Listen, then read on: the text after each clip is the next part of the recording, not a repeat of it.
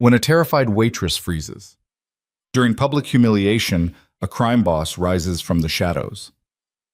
Nora Vale had survived 23 years by staying invisible. Then one brutal night at Metro Diner, a senator's daughter decided to destroy her in front of everyone, and the whole room let it happen. Nora couldn't speak, couldn't move, couldn't breathe. Until Adrian Moretti, the most dangerous man in the city, stood up and made the cruelty stop. What happens when protection turns into obsession? When silence becomes survival? When a shy waitress realizes the monster who saved her might be the only one who truly sees her? Stay until the end. Hit like. Comment your city so I can see how far this story travels. The fluorescent lights hummed their tired song above Metro Diner at 11:40 on a Thursday night. Nora Vale moved between tables like a ghost, refilling coffee cups that didn't need refilling, smiling that careful smile she'd perfected, the one that said, "I'm here to help," without saying I exist at all. She'd worked the late shift for 3 years, same cracked vinyl booze, same smell of burnt coffee and desperation, same types of people who came in after midnight, insomniacs, night shift workers, lonely souls looking for somewhere warm to sit while the city slept around them. Nora liked the late shift. Fewer people meant fewer chances to mess up, fewer moments where her stutter might crawl up her throat and strangle her words into broken sounds that made customers impatient. The darkness outside the windows felt safer somehow, like the whole world was hiding with her. She was 23 years old and had never been noticed by anyone who mattered. Tonight, that would change. "Coffee's cold." The voice cut through Nora's thoughts. She turned to find a young woman at table 7, platinum blonde hair, styled in that effortless way that cost hundreds of dollars to achieve, designer purse positioned just so on the table. The woman, girl really, maybe 20, held up her cup with 2 perfectly manicured fingers like it was contaminated. "I'm sorry," Nora managed, reaching for the cup. "I'll get you fresh." "You'll get me fresh? Wow, what incredible service." The blonde's voice dripped with theatrical sarcasm. Her friends, 3 other polished girls clustered in the booth, giggled. "Did you hear that, Sienna? She'll get you fresh coffee. Someone give this girl a medal." Sienna. Nora recognized her now. Sienna Hawthorne, Senator Hawthorne's daughter. Her face was all over social media, always at some charity gala or political fundraiser, always photographed from her best angle, always smiling that practiced smile that never reached her eyes. "It's fine," Nora whispered, taking the cup. Her hands trembled slightly. "Just 1 minute." Jesus, she stutters too. One of the friends wrinkled her nose. "Where do they find these people?" Nora's face burned. She turned toward the coffee station, willing herself invisible again, willing this moment to pass like all the others had passed, uncomfortably, painfully, but ultimately forgettable. "Hey, waitress." She stopped. "Don't turn around. Just keep walking. I'm talking to you." Nora turned. Sienna was standing now, phone in hand, that predatory gleam in her eye that Nora had seen before in other people. The look that said, "I'm bored in your entertainment." Yes? Come here." Every instinct screamed at Nora to run, but she'd been trained her whole life to be compliant, to not make waves, to do what she was told. She walked back to the table, coffee cup still in her shaking hands. Sienna's smile widened. "You know what I think? I think you spit in this coffee. That's why you're so nervous." I didn't." "She's recording you," one of the friends stage whispered, then dissolved into giggles. Nora's eyes dropped to Sienna's phone. The red recording light blinked at her like an accusation. "I would never." "Show us your hands," Sienna commanded. "What?" "Your hands. Show everyone." Sienna's voice rose, theatrical and sharp, designed to draw attention. "Show us those disgusting, dirty hands that touch people's food." The diner had gone quiet. Nora could feel eyes on her from every direction. The night cook had stopped moving in the kitchen. The only other waitress on shift had frozen by the register. The handful of customers scattered throughout the diner were all staring now. Nora held out her hands. They were clean. She washed them compulsively, had since childhood, terrified of giving anyone any reason to criticize her. "Look at those nails!" Sienna leaned in, phone camera capturing everything. Absolutely filthy. This is what serves our food, people. This is the hygiene standard at Metro Diner. Disgusting. Nora's nails were short, clean, unpolished. There was nothing wrong with them. But Sienna's words were building a different reality, one that would live forever on video, one that strangers would believe, because why would a senator's daughter lie? I'm sorry if, Sienna's voice hit a pitch of manufactured outrage. There's no if. You're disgusting. This whole place is disgusting. You probably spit in everyone's food, don't you? Poor little waitress, so bitter about her pathetic life that she has to take it out on her betters. The words landed like physical blows. Nora's vision was starting to tunnel. Her chest felt tight. She knew this feeling, the panic attack crawling up her spine, ready to drag her under in front of everyone. Apologize, Sienna demanded. Nora's stutter locked her throat completely. The word wouldn't come. Apologize. The coffee cup slipped from Nora's hands. It seemed to fall in slow motion, tumbling through the air, coffee arcing outward in a spray of brown liquid that splashed across Sienna's white designer dress, across her phone, across the table. For one frozen heartbeat, nobody moved. Then Sienna screamed, "She threw it at me! She threw coffee at me! You all saw it!" Sienna jumped back, holding her dress away from her body, phone somehow still recording despite the coffee dripping from it. Assault! This is assault! Someone call the police. It slipped. I'm sorry. Nora's words tumbled out broken and desperate. You're sorry? You're sorry? Sienna's face was flushed with genuine anger now, all pretense of boredom gone. Do you know how much this dress costs? Do you have any idea? More than you make in 6 months, you clumsy, disgusting. That's enough. The voice came from the corner booth, the one tucked in shadows near the back wall, deep, calm, carrying the kind of authority that made Sienna's rant die mid-word. A man stood up. Nora had noticed him earlier, hard not to, even though he'd been sitting so still she'd almost forgotten he was there. Dark suit that probably cost more than her car. Face that could have been carved from stone, all sharp angles and controlled expression. He was maybe 35, with black hair swept back and eyes so dark they looked black in the diner's harsh lighting. He'd been sitting alone, hadn't ordered anything but coffee, had been reading something on his tablet when Nora had served him hours ago. She'd barely looked at him, too nervous around men like that, men who radiated danger the way other people radiated cologne. Now he was walking toward them, and Sienna's friends were shrinking back in their booth. This is none of your business, Sienna said, but her voice had lost its cutting edge. She knew him. Nora could see it in the way Sienna's eyes widened slightly, the way her hand holding the phone dropped a few inches. You're making it everyone's business, the man said. He stopped a few feet from Sienna, hands in his pockets, posture relaxed, but something coiled beneath the surface. The whole diner's business, the internet's business, apparently. He nodded at the still recording phone. So let's make it my business, too. Do you know who I am? Sienna Hawthorne, Senator's daughter, charity circuit regular. 3DU is swept under the rug. 2 assault charges that disappeared. 4 restraining orders from former friends that your father's lawyers made go away. His voice never rose above conversational, but each word landed with devastating precision. Did I miss anything? Sienna's face had gone white. You can't. Can't what? Tell the truth? You were just so passionate about truth a moment ago. He gestured at Nora, who had frozen completely, unable to process what was happening. She dropped a cup. Accidents happen. You've been verbally abusing her for the last 10 minutes, on camera, for entertainment. That's not an accident. That's cruelty. She needs to learn her place. Her place.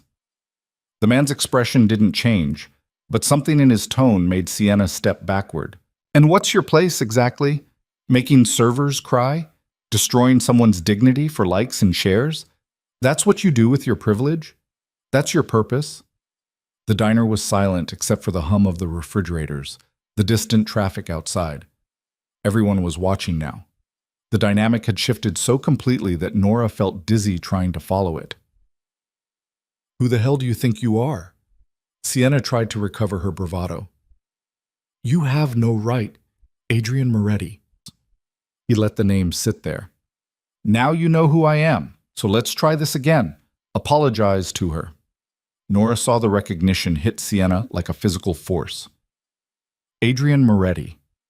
Even Nora knew that name, had heard it whispered in the diner late at night when cops came in for coffee and talked in low voices about cases that went nowhere, about evidence that disappeared, about the man who ran half the city's underground from behind perfectly legitimate business fronts. A crime boss. A criminal. And he was defending her. I'm not apologizing to... Yes, you are. Adrian's voice dropped lower. Or I call your father right now and tell him about the pharmaceutical shipment you've been skimming from his campaign donors, the one you've been reselling through your boyfriend's wellness center. Want to explain that to the senator? Sienna's face went through several colors. Her friends had gone completely silent, trying to press themselves into the booth cushions like they could disappear. You're bluffing. Adrian pulled out his phone, pressed a single button. Senator Hawthorne? Yes, sorry to call so late. Wait!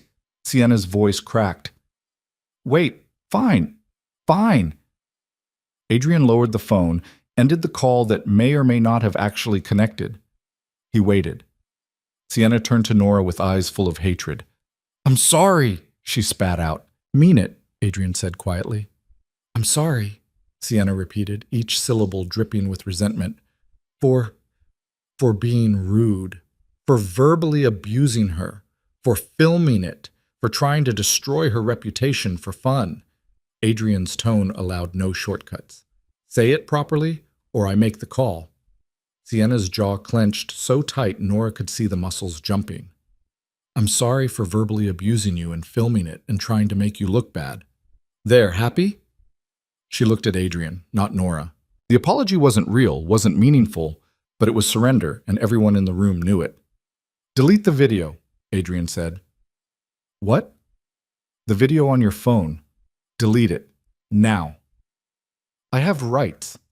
So does she. Delete it. Sienna looked around, maybe hoping for support, for someone to intervene. The other customers suddenly became very interested in their plates. The other waitress was nowhere to be seen. Even Sienna's friends were avoiding her gaze. With shaking hands, Sienna pulled up the video, paused it, deleted it. Good. Adrian turned to Nora for the first time, really looked at her. His eyes were less harsh when they met hers, though no less intense. You okay? Nora couldn't speak, could barely breathe. She managed a tiny nod. You don't have to be scared of her, he said, voice lower now, just for her. Or anyone like her. You understand? Another small nod. She didn't understand at all. Adrian turned back to Sienna. Leave. Don't come back here. Don't contact her. Don't post about this. If I see one word about tonight online, if I hear you've harassed anyone else at this diner, we'll have a much longer conversation. Clear? Sienna grabbed her purse, her phone, gestured sharply to her friends. They scrambled out of the booth, threw cash on the table, way too much cash, and fled toward the exit like children dismissed by an angry parent. Just before she reached the door, Sienna turned back. She looked at Nora with pure venom, mouthed something that looked like this isn't over, then disappeared into the night. The door chimed shut. The diner slowly came back to life. Quiet conversations resumed. Silverware clinked. The cook returned to the kitchen. Nora stood there, coffee soaking into the floor around her feet, her entire body shaking now that the adrenaline was crashing. Adrian was still there, standing a respectful distance away, watching her with an expression she couldn't read. Thank you, she whispered. The words came out broken, barely audible. Don't thank me yet. His voice was grim. She's vindictive. She'll find a way to retaliate. They always do. I don't understand why you... I don't like bullies. Simple. Direct. Then he reached into his jacket, pulled out a business card, set it on the table. If she causes problems, call me. Nora stared at the card. Heavy stock, embossed lettering, just a name and a phone number. I can't. You can. You might need to. He paused. What's your name? Nora? Nora Vale? Nora. He said it like he was filing it away. Go home. Take tomorrow off if you need to. This place isn't worth... He stopped himself. Just be careful. Then he was walking away, back to his corner booth, collecting his tablet, leaving cash on his own table. He walked past her toward the exit, and Nora caught a glimpse of something in his expression. Not pity, exactly. Something else. Something that looked almost like recognition. The door chimed again. He was gone. Nora stood there holding his business card, her hands still shaking, her mind unable to process what had just happened. Martha, the other waitress, finally emerged from the back. "Sweet Jesus, girl, do you know who that was?" "Adrian and Moretti." "Adrian Moretti don't intervene for random waitresses." Martha's eyes were wide. "He don't do anything without a reason. You better watch yourself." "He was just helping." "Men like that don't just help." Martha started cleaning up the spilled coffee, shaking her head. "And Sienna Hawthorne? You just made an enemy of one of the most connected families in the city. That video might be deleted from her phone, but you really think she don't have it backed up somewhere?" Nora's stomach dropped. She hadn't thought about that. "Go home," Martha said, not unkindly. "Get some rest. Tomorrow's going to be rough." Nora changed out of her coffee-stained uniform in the bathroom, hands fumbling with the buttons. She caught sight of herself in the mirror, pale face, dark circles under her eyes, mousy brown hair pulled back in a ponytail, the kind of utterly forgettable appearance she'd cultivated for years. "You don't have to be scared of her," Adrian had said, but Nora had been scared of everyone her entire life. It was how she survived. She took the bus home to her studio apartment in the East Side, the kind of neighborhood where sirens were background noise and everyone kept their eyes down. Her apartment was on the 4th floor of a walk-up with broken elevator and flickering hallway lights. Cheap. Safe enough. Anonymous. She locked 3 different locks on her door, deadbolt, chain, doorknob, and leaned against it, finally allowing herself to breathe. Her phone buzzed. A text from her manager. "What the hell happened tonight? Got a call from corporate. Call me first thing tomorrow." Nora's hands shook as she typed back. "Sorry. We'll explain." She didn't sleep. Lay in bed staring at the ceiling, replaying the confrontation over and over. Sienna's cruelty. The crowd's silence. Adrian rising from the shadows like something out of a movie. Men like that don't just help. But he had. He'd stood up when no one else would. He'd forced an apology, forced a deletion, forced Sienna to back down. Why? At 4 in the morning, Nora finally drifted into uneasy sleep, Adrian's business card on her nightstand next to her phone. She dreamed of falling coffee cups and watching eyes, and a voice in the darkness saying, "You don't have to be scared." She woke 3 hours later to her phone exploding with notifications. 37 missed calls, 62 text messages, her social media accounts flooded with tags and mentions. With shaking hands, she opened the first link someone had sent her. The video was everywhere, but it wasn't the video she'd seen deleted. This was edited, cut, manipulated. It started with Nora's face, frozen in an angry expression that must have been captured mid-word but looked like pure rage. Then cut to the coffee flying through the air, then Sienna's scream, then Adrian standing, but the audio was replaced with ominous music and his words cut out of context. "Tell the truth. Accidents happen. You need to learn." The caption read, "Violent waitress attacks senator's daughter. Mysterious man threatens victim." The video had 40,000 views and climbing. The comments were worse. "She looks psycho-entitled server couldn't handle being called out. That poor girl just wanted coffee, and this crazy bee attacked her. Why isn't she arrested? Fire her immediately. People like this shouldn't work with the public." Nora dropped her phone like it had burned her. This couldn't be happening. Her phone rang. "Manager." She let it go to voicemail. Rang again. Corporate. Voicemail. Rang again. Unknown number. She almost didn't answer, but some instinct made her pick up. "Nora Vale?" Yes? "This is Detective Morrison, City Police. We need you to come to the station to answer some questions about an incident last night at Metro Diner." Her world tilted. "What?" "Sienna Hawthorne has filed assault charges. There's also a civil suit being prepared. You need to come in and make a statement." "I didn't. It was an accident. That's what the statement is for, ma'am." "Can you come in this morning?" Nora's mind was white noise. Assault charges, civil suit, police station. I need a lawyer." "That's your right, but the sooner you come in and clear this up, the better.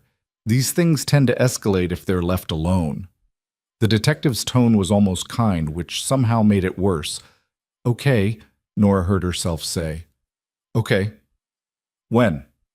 9 o'clock? Station on 5th and Madison. She hung up, looked at the time. 7:15, less than 2 hours. Her phone buzzed. Text from unknown number. Saw the news. This is wrong. You need legal help. Call me. Thomas Rivera, and Associates. Another text. Another lawyer offering services. Another, a journalist. Want to tell your side of the story? Her phone was lighting up like a slot machine, everyone wanting a piece of her, everyone circling like sharks who'd smelled blood in the water. Nora couldn't breathe. The walls were closing in. This wasn't happening. This couldn't be happening. She was nobody. She'd spent her whole life being nobody. You couldn't destroy nobody. But they were destroying her anyway. Her hands found Adrian's business card without conscious thought. If she causes problems, call me. Nora stared at the card, at the embossed number, at her only option. Martha's warning echoed. Men like that don't just help, but men like everyone else didn't help at all. They watched, they recorded, they stayed silent. At least Adrian had stood up. Nora dialed before she could change her mind. The phone rang once, twice. Adrian Moretti. His voice was calm, alert, like he'd been expecting the call. It's Nora from the diner. You said if she caused problems. Her words tumbled out, broken and desperate. What happened? The video, it's everywhere, but it's edited. They made it look like I attacked her. The police called. They want me to come in. There's assault charges and a lawsuit, and I don't know what to do, and everyone thinks I'm... Her voice broke completely. Silence on the other end. Then, where are you? Home. My apartment. Give me the address. I can't... Nora.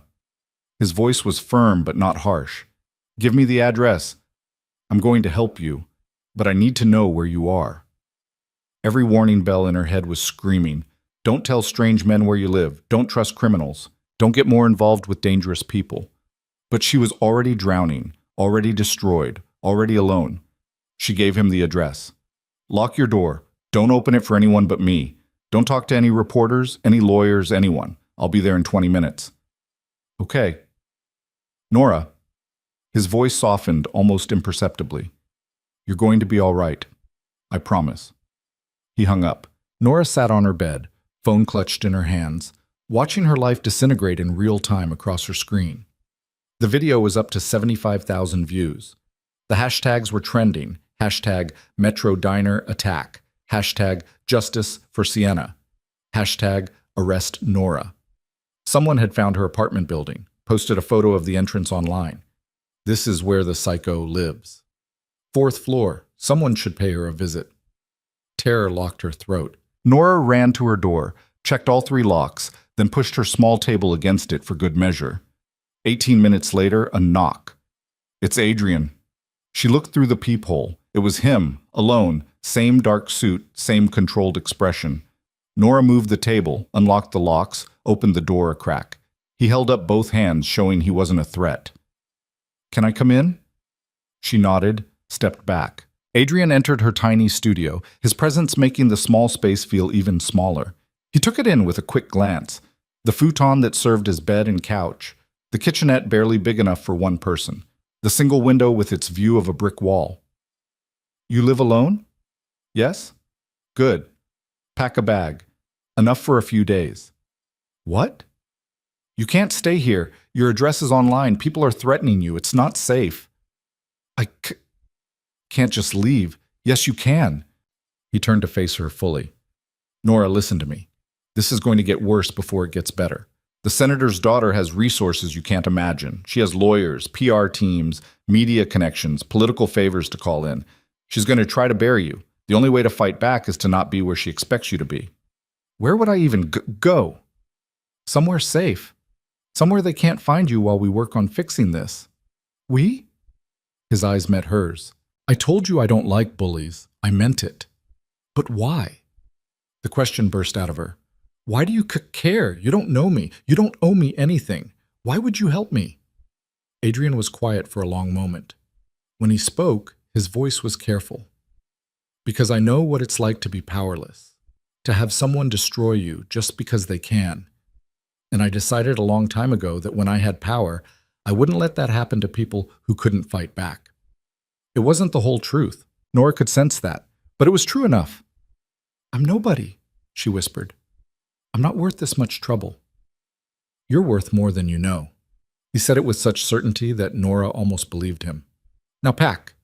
We need to move before this gets worse. Nora looked around her apartment, her sad, small, safe space, the only place that was hers. Then she looked at her phone, still buzzing with threats and hatred. She went to her closet, pulled out a duffel bag, started packing. Adrian's car was nothing like Nora expected. She'd pictured something flashy, aggressive, the kind of vehicle that screamed money and danger. Instead, it was a dark sedan, expensive but understated, the kind that could blend into traffic without drawing attention. He opened the passenger door for her, waited until she was inside, then closed it gently. The interior smelled like leather and something clean she couldn't identify. Everything was immaculate. Adrian slid into the driver's seat, started the engine. Phone. What? Your phone, give it to me. Nora clutched her bag tighter. Why? Because they're tracking you through it. Social media, location services, even if you turn everything off, there are ways. He held out his hand. I'm not taking it permanently. Just need to make sure you can't be found. Every instinct told her not to. Her phone was her lifeline, her connection to the world, the only thing that made her feel less alone. But alone was exactly what had gotten her into this mess. She pulled out her phone, placed it in his palm. Their fingers didn't touch. Adrian powered it down, removed the SIM card with practiced efficiency, slipped both into his jacket pocket. I'll get you a clean one. Untraceable number. You can contact who you need to contact, but they won't be able to find you through it. Who's they? Senator Hawthorne's people, private investigators, reporters, anyone Sienna's paying to make your life hell. He pulled away from the curb smoothly. And trust me, she's paying. Nora watched her apartment building disappear in the side mirror. I have to work. I have rent due in 2 weeks. I can't just vanish. You're suspended from work. Your manager called corporate last night. They put you on leave pending investigation. The words hit like a punch. How do you know that? I know a lot of things. He navigated through morning traffic with the same controlled precision he seemed to apply to everything. Your landlord's already gotten 3 calls from reporters offering money for information about you. One tried to bribe the super to let them into your apartment. Nora's stomach turned. That's illegal. So is editing footage to manufacture an assault charge, but here we are. Adrian's voice was matter of fact. The law works differently for people like the Hawthornes.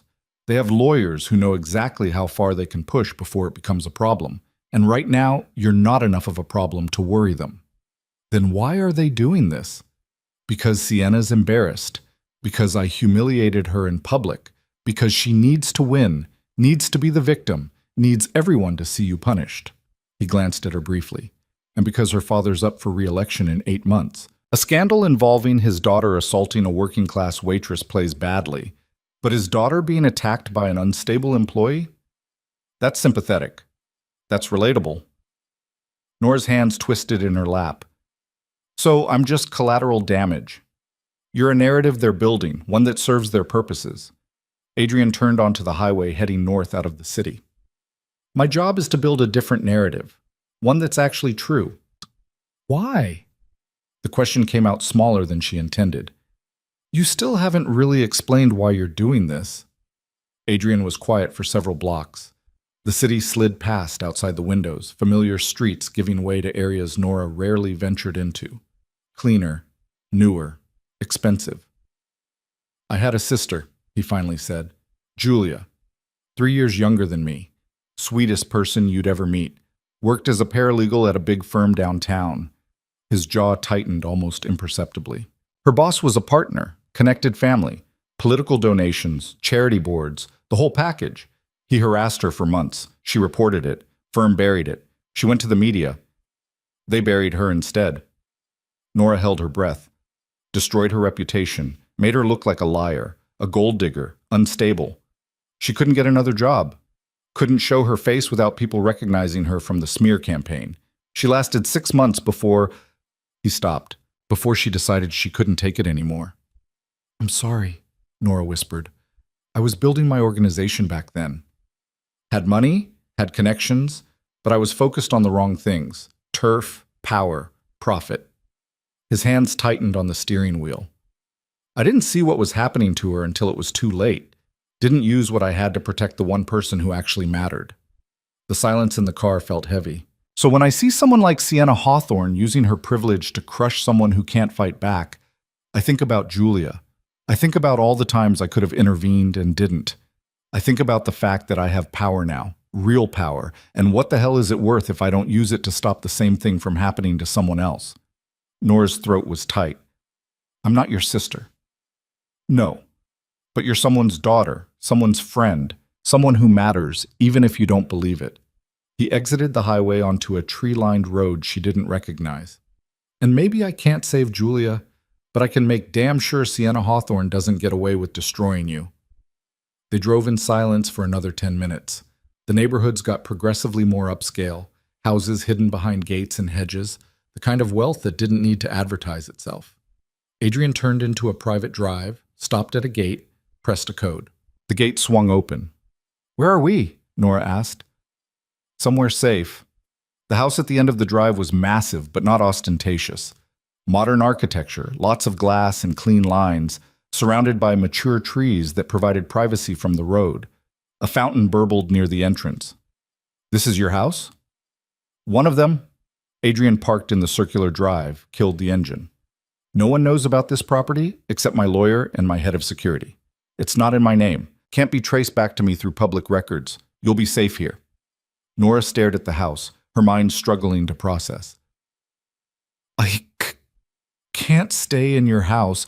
"You can, and you will. At least until we get this situation under control." He got out, came around to open her door. "I won't be here most of the time. I have business to handle, and it's better if we're not seen together right now. But the house is secure, fully stocked, and there's a staff that can help you with whatever you need." "Staff?" "Housekeeper comes twice a week. She's discreet. There's also Marcus, head of security. He'll be on the property, but he won't bother you unless there's a problem." This was insane. This was too much. Nora clutched her duffel bag like a lifeline. "I don't understand any of this. Yesterday, I was just a waitress. Today, I'm hiding in a crime boss's secret house because a senator's daughter wants to destroy me. This doesn't happen to people like me." "It shouldn't happen to anyone." Adrian's voice was firm. "Come inside. I'll show you around, explain the plan, then I need to go handle some things." The interior of the house was as sleek as the exterior. Minimalist furniture, expensive art that Nora didn't recognize. Everything in shades of white and gray and black. It felt more like a museum than a home. "Kitchen's fully stocked," Adrian said, leading her through a living room that could have fit her entire apartment. "Help yourself to anything. There's a bedroom upstairs, second door on the left, private bathroom. TV has all the streaming services if you want to distract yourself, though I'd recommend avoiding the news for now." Nora followed him like a ghost, overwhelmed by the space, the luxury, the unreality of it all. "Marcus will be in this guest house out back. You need anything? There's an intercom system." Adrian pulled out his phone, tapped something. "I'm sending you his contact info on the new phone. It's on the kitchen counter, already programmed with my number and Marcus's. Don't give the number to anyone else, not friends, not family, no one." "I don't really have anyone to give it to," Nora admitted quietly. Something shifted in Adrian's expression. "No family?" "My mom died when I was 12. Dad's been gone since I was 19, no siblings, no real friends, just acquaintances from work." "Boyfriend?" The question came out casual, but Nora felt the weight behind it. "No, there was someone a few years ago, but..."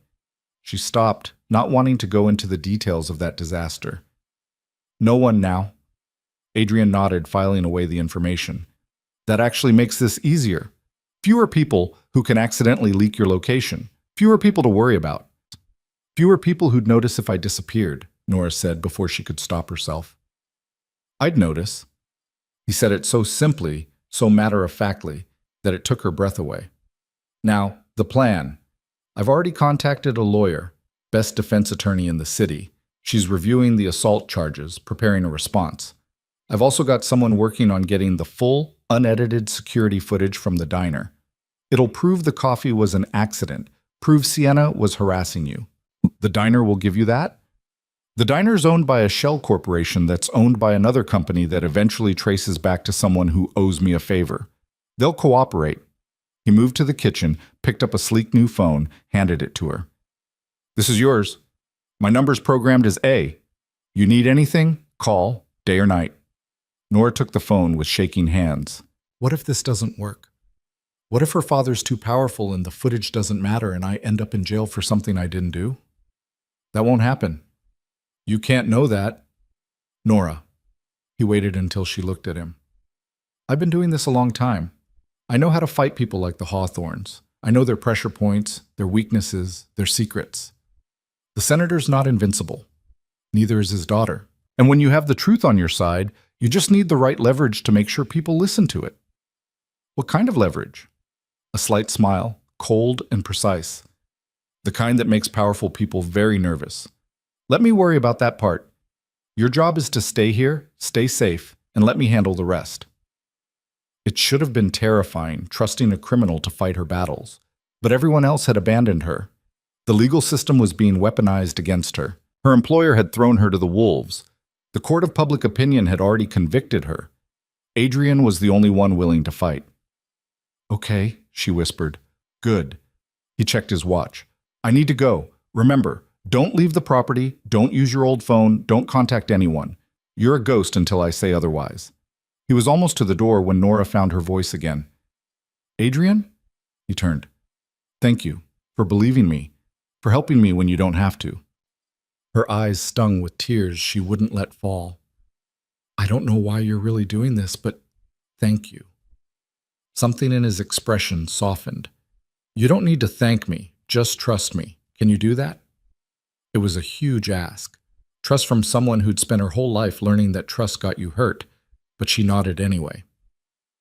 Adrian left, and the house fell into silence. Nora stood in the massive kitchen, clutching her new phone, surrounded by luxury she'd never dreamed of touching, and felt more alone than she'd ever felt in her life. She found the bedroom he'd indicated, a space bigger than her entire apartment, with a king bed dressed in white linens, floor-to-ceiling windows overlooking the wooded property, and a bathroom that looked like something from a magazine. She set her duffel bag on the bed, stared at it. Everything she owned that mattered fit in one bag. The new phone buzzed. Text from A. How are you holding up? Nora stared at the message. How was she holding up?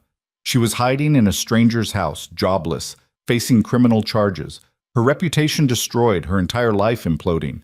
She typed back, Okay, thank you for the room. It's yours as long as you need it. Try to rest. I'll check in later. Rest. As if she could rest when her whole world was burning down. But exhaustion was pulling at her, the adrenaline crash hitting hard. She hadn't slept properly in 2 days. Her body was done. Nora lay down on top of the covers, still fully dressed, and closed her eyes. She woke to afternoon sun slanting through the windows and the smell of food. For a confused moment, she couldn't remember where she was. Then it all came flooding back. Nora got up, followed the smell to the kitchen. A woman in her 50s, gray hair pulled back efficiently, was unpacking groceries. Oh, you're up, the woman smiled warmly. I'm Rosa. Mr. Moretti asked me to stock the kitchen and make sure you had everything you needed. I made some soup, figured you might be hungry. Thank you, you didn't have to. Of course I did. Can't have you going hungry. Rosa ladled soup into a bowl, set it on the counter with fresh bread and butter. Mr. Moretti said you might be staying a while. Anything you need, you just let me know. Dietary restrictions, favorite foods? It was such a normal question in such an abnormal situation that Nora almost laughed. No restrictions. I'm not picky. Good. Makes my job easier. Rosa patted her hand. I know you're going through something. Mr. Moretti didn't give me details, and I don't need them. But you're safe here. That man takes care of the people under his protection. I'm not under his protection. I'm just... Nora stopped, not sure how to finish. Honey, if you're in this house, you're under his protection. That's how it works. Rosa started putting groceries away. I've worked for Mr. Moretti for 6 years. I've seen him help a lot of people. He's got a reputation on the outside, sure, but the people who know him? We know he's got a code, a line he won't cross. And protecting people who can't protect themselves? That's on the right side of his line. Nora ate the soup, homemade, rich, delicious, while Rosa bustled around the kitchen. It felt surreal being taken care of by a stranger in a house that belonged to a crime boss, hiding from a senator's vendetta. After Rosa left, Nora wandered the house, found a library with floor-to-ceiling shelves, a home gym, a media room. Everything perfect and untouched, like a model home. The new phone buzzed, text from A. Turn on the news, channel 7. Nora's stomach clenched. She found the remote, turned on the massive TV in the living room. Senator Hawthorne's face filled the screen. Absolutely horrifying that my daughter had to endure such an attack, he was saying, standing at a podium bristling with microphones. Sienna is traumatized. She was simply asking for fresh coffee when this woman became violent and assaulted her without provocation. The edited video played on a split screen. We're pursuing all legal avenues to ensure justice is served. No one should fear for their safety when patronizing a business. This kind of violence, this kind of instability in service workers, it's a public safety issue. The reporter's voice. There are reports that a man intervened during the incident. Can you comment on that? The senator's expression darkened. We're investigating who that individual was and why he felt the need to threaten my daughter. If he has information about the assault, he should come forward to the police. If he was involved in orchestrating this attack, there will be consequences. Orchestrating the attack. They were trying to tie Adrian to it, make him look like he'd put Nora up to it. The phone rang. She answered without thinking. You saw it, Adrian's voice. They're lying. They're completely lying. I know. That's what they do. He sounded calm, unbothered. Don't panic. This is actually good. How is this good? Because the senator just went on record with a specific narrative. The more he commits to that story, the harder it'll hit when we prove it's false. He's digging his own grave. What if no one cares about the truth? They will when we make it impossible to ignore. Background noise on his end, voices, traffic. I'm working on something. Should have it by tomorrow. In the meantime, you need to prepare yourself. For what? For your past to get dragged into this. They're going to dig into your history, look for anything they can use to paint you as unstable. You need to tell me now if there's anything they could find, anything that could hurt the case. Nora's blood went cold. What kind of things? Criminal record, psychiatric history, restraining orders, anything that fits their narrative. Her hands were shaking. There's no criminal record, but what? She closed her eyes. 4 years ago, I had a boyfriend, Evan. Things got bad. He was controlling, jealous. It escalated. One night Her voice cracked. He put me in the hospital, broken ribs, concussion. I pressed charges, but he had a good lawyer and my testimony fell apart because I was so scared and I stuttered so badly they couldn't understand half of what I said. And eventually I dropped it. I couldn't handle the trial. Silence on the other end. Adrian? Did he threaten you to drop the charges? No, I couldn't do it. Couldn't face him again. Couldn't relive it. Shame burned through her. I know that makes me look weak. It makes you look like a victim of domestic violence who didn't get the support she needed from the system. His voice had gone hard. Where's Evan now? I don't know. I moved, changed my number. Haven't heard from him since. Last name? Carter. Evan Carter. Okay, I'll handle it. What does that mean? It means if he's still in the city, he won't be a problem. And if the Hawthornes try to use your past against you, they'll find out very quickly that it backfires. A pause. Nora, I need you to understand something. What happened to you wasn't your fault. Dropping the charges doesn't make you weak. It makes you human. And anyone who tries to twist that into a weapon, they're the ones who should be ashamed. Tears were sliding down her face now. Why do you care so much? I told you, I don't like bullies. And I'm very good at making them sorry. His tone shifted slightly. Get some rest. Don't watch the news anymore tonight. I'll call you tomorrow. He hung up. Nora sat in the massive living room, crying silently, the TV still playing coverage of her destruction on mute. The next morning, she woke to her phone buzzing incessantly. Texts from A, all sent in the last hour. Don't panic. Stay inside. I'm handling it. Call me when you're awake. Nora called immediately. What happened? Your address got leaked. Your full address, apartment number, everything. Posted on social media about 3 hours ago. Adrian's voice was tight. There's been people showing up at your building. Some reporters, some just assholes looking to harass you. Building Super called the cops twice already. Oh God, you're not there. They can't find you. That's what matters. Background noise. He was in a car. But it means we need to move faster than I planned. I'm meeting with my lawyer in an hour. We're going to file a countersuit. Defamation, emotional distress, invasion of privacy. Hit them from every angle. That'll make it worse. It'll make it public. Right now they control the narrative. We need to force them to defend themselves instead of just attacking you. A pause. Do you trust me? That question again. I don't know. Fair enough. But I need you to act like you do. Can you do that? Nora thought about her apartment building swarmed with people who hated her. Thought about the senator on TV calling her dangerous. Thought about Sienna's smile as she'd recorded the humiliation. Yes. Good. I'll call you after the lawyer meeting. The day crawled by. Nora tried to read, couldn't focus. Tried to watch TV. Every channel felt like a minefield. Tried to eat the food Rosa had left, her stomach too tight to handle it. The new phone buzzed around 3 p.m., text from an unknown number. We know where you're hiding, Adrian Moretti's whore. You can't hide forever. Nora's hand shook as she forwarded it to Adrian. He called immediately. Are you okay? How did they get this number? You said it was clean. It is clean. They're phishing, sending threats to random numbers, hoping one reaches you. His voice was sharp. Block it. Don't respond. I'm sending Marcus to do a full security sweep of the property.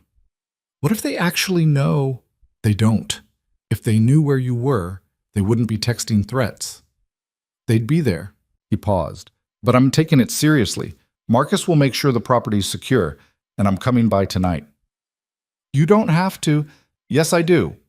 He arrived after dark, emerging from the same sedan carrying takeout bags. Marcus followed him, a massive man who moved like violence waiting to happen, but nodded politely at Nora before disappearing to check the grounds. Chinese food, Adrian said, setting the bags on the kitchen counter. Figured you might need comfort food. They ate in the kitchen, an oddly domestic scene. Adrian had shed his suit jacket, loosened his tie. He looked tired. The lawyer meeting went well, he said between bites of lo mein. She's filing the countersuit tomorrow. We've also got the original security footage from the diner. Full coverage, multiple angles. Shows Sienna harassing you for 10 straight minutes before you drop the cup. Shows it was clearly an accident. Shows her friends encouraging her. Shows everything. Will it matter? It will when we release it publicly. He met her eyes. The senator's betting on you staying quiet. Betting on you being too scared or too broke or too isolated to fight back. He's not expecting a counterattack. When we hit him with the truth and the lawsuits all at once, he'll have to choose, double down and risk everything coming out, or back off and settle quietly. What if he doubles down? Then we destroy him. Adrian said it like he was discussing the weather.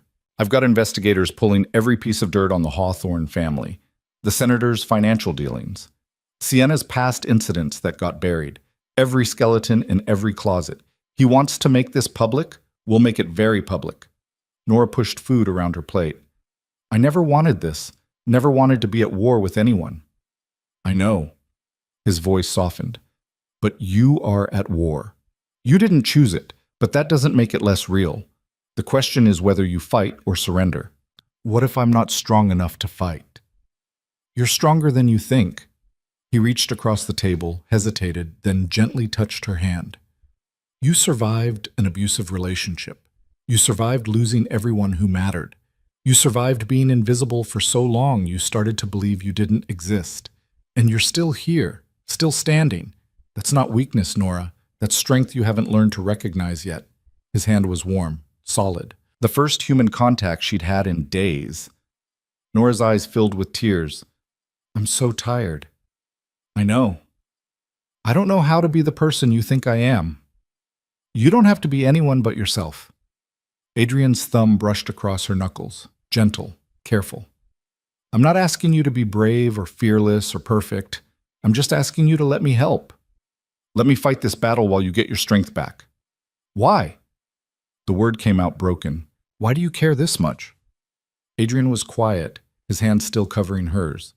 Because when I look at you, I see someone who deserves better than what the world's given her. Someone who's been invisible for so long she forgot she was worth seeing. And maybe I can't fix everything that's broken in this city, but I can fix this. I can make sure Sienna Hawthorne doesn't get away with destroying another good person just because she can. He pulled his hand back, the moment breaking. Finish eating. You need your strength. They cleaned up together in silence. Marcus came back in, reported that the property was secure. No signs of surveillance or intrusion. He stationed himself in the guest house for the night. Adrian should have left, should have gone back to whatever criminal empire business he had waiting. Instead, he lingered. You should get some sleep, he finally said. Will you come back tomorrow? If you want me to. I do. Nora said it before she could second-guess herself. I feel safer when you're here. Something shifted in his expression. Then I'll be here. He left close to midnight. Nora watched his taillights disappear down the drive, then locked the doors, set the alarm system he'd shown her how to use. She went upstairs to the two-big bedroom, lay down in the two-soft bed, and for the first time since the nightmare started, she fell asleep without crying. The countersuit hit the news like a bomb 3 days later. Nora was in the kitchen making coffee when her phone exploded with notifications. Not her old contacts.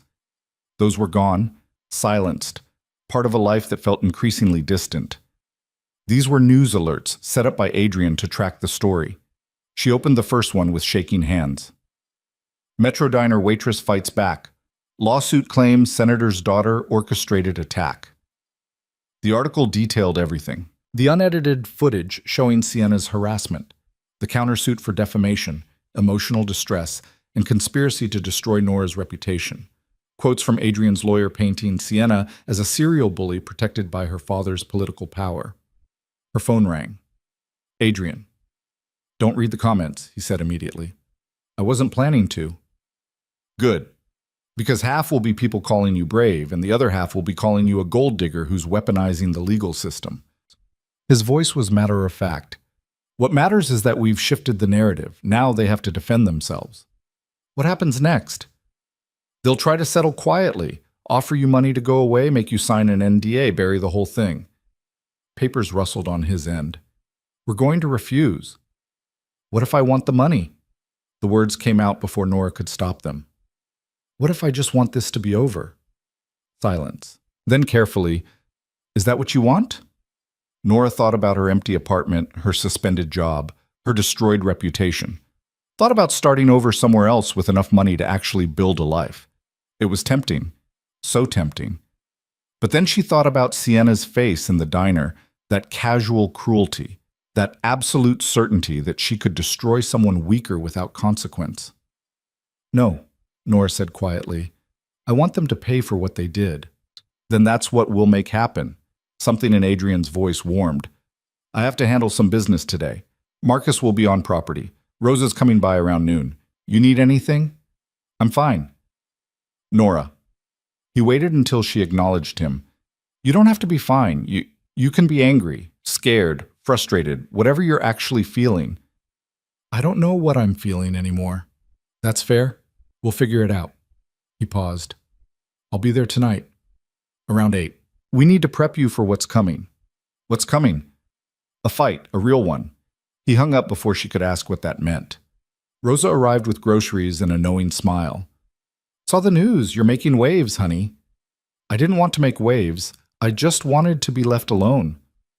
Sometimes being left alone means making waves first.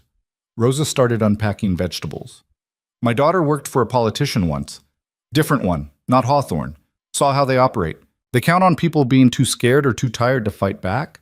The ones who do fight, those are the ones who change things. I'm not trying to change anything. I'm just trying to survive.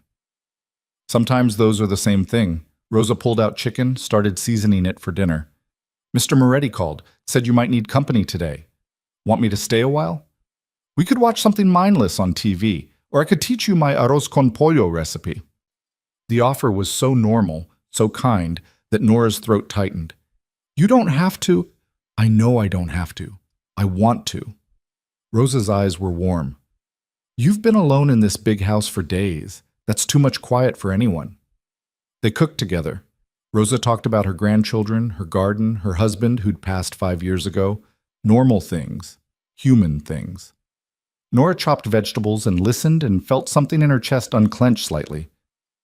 Mister, Moretti's a good man, Rosa said, sliding the chicken into the oven. I know what people say about him. I know what he does. But I also know he paid for my grandson's surgery when insurance wouldn't cover it.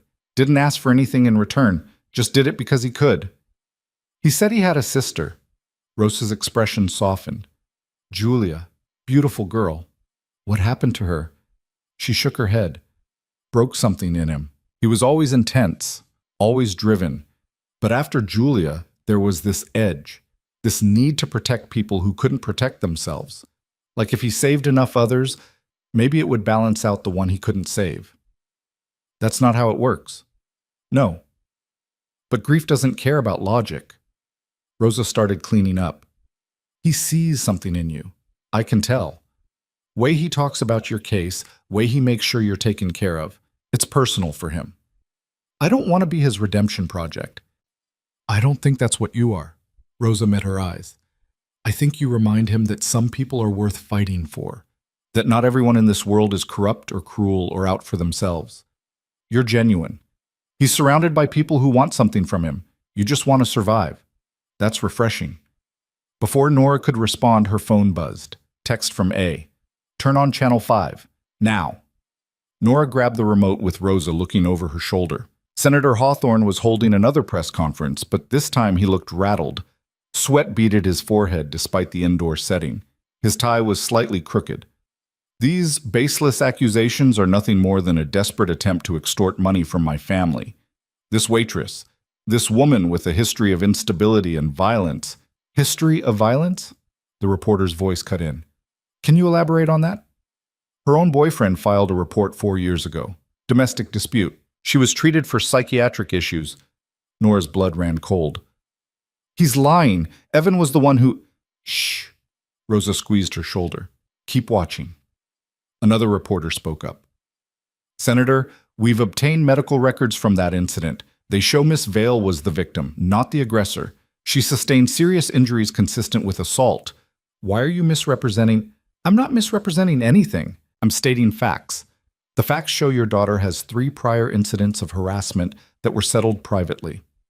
Incidents involving service workers at restaurants, hotels, and retail establishments. All young women. All paid to stay quiet. Can you comment on that pattern?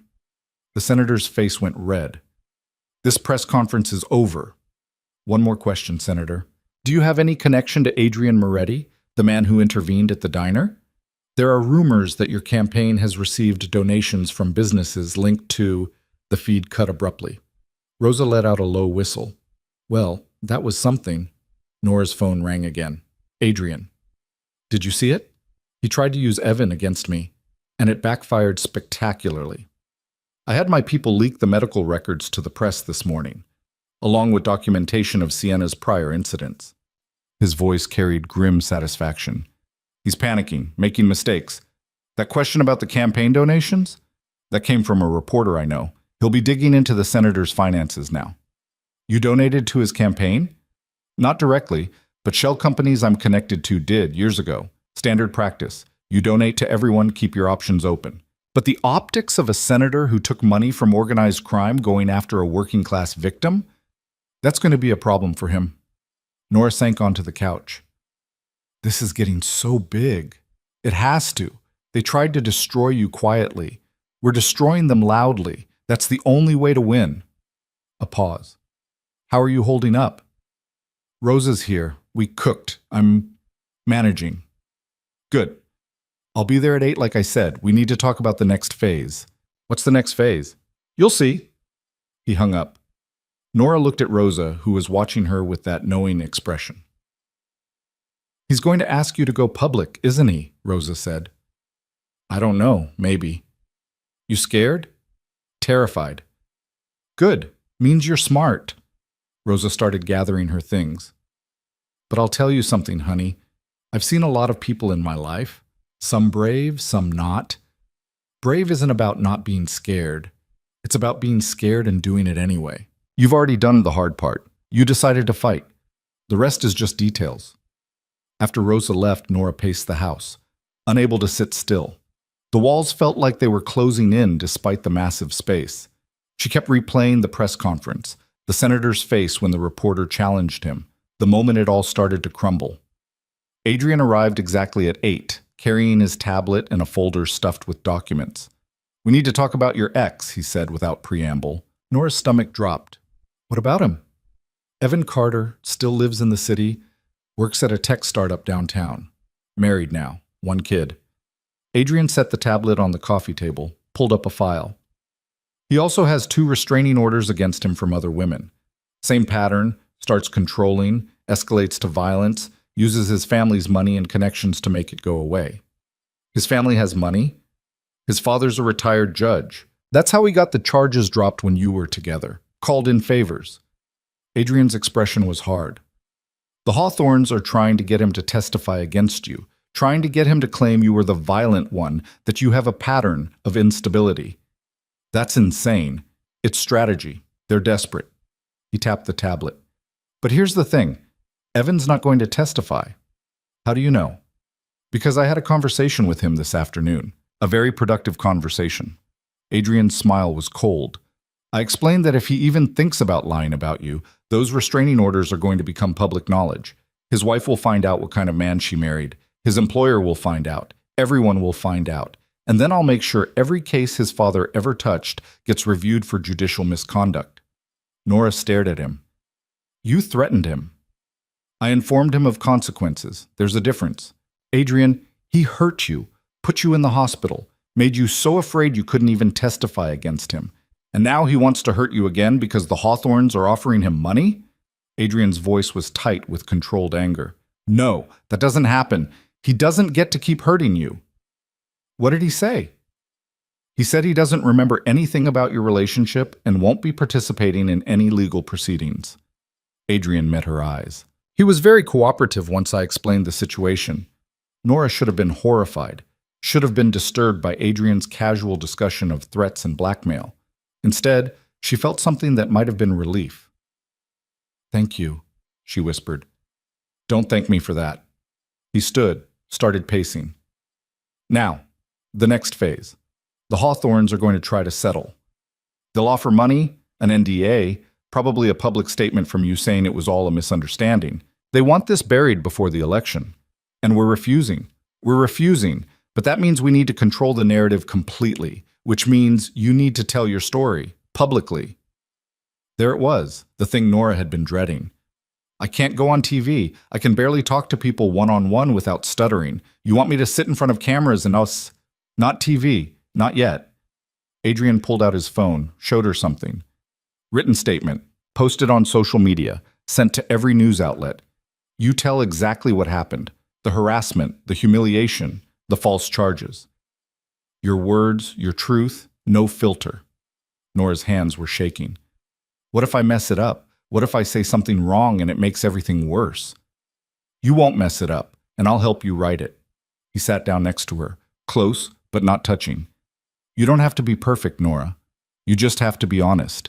People respond to honesty. They're tired of polished political statements and carefully crafted lies. They want real." "I don't know how to be real in front of the whole world." "Yes, you do. You've been real with me. Just imagine you're talking to one person who actually wants to listen." His voice gentled. "Tell them about working the late shift, about trying to be invisible, about a senator's daughter who decided to destroy you for fun. Tell them what it feels like to have your whole life dismantled by people with power and money and no conscience. They'll tear me apart in the comments. Some will. Some will see themselves in your story. Some will remember every time they were made to feel small by someone stronger. Some will finally understand that the system is rigged against people like you." He paused. "And some won't care at all. But you're not doing this for them. You're doing this for you, to take back the narrative, to stop being the villain in someone else's story." Nora closed her eyes, tried to imagine writing those words, posting them, letting millions of strangers judge her life. "What if my voice doesn't matter? What if no one listens?" Your voice already matters. That's why they're working so hard to silence it. Adrian's hand found hers, gentle, grounding. You don't have to decide right now. Think about it tonight. But Nora, you're stronger than you believe. I've watched you survive things that would break most people. This is just one more thing, and this time you're not alone. His thumb traced small circles on her palm. The touch was careful, almost reverent, like she was something fragile he was afraid of breaking. Stay, Nora heard herself say. Tonight, I don't want to be alone.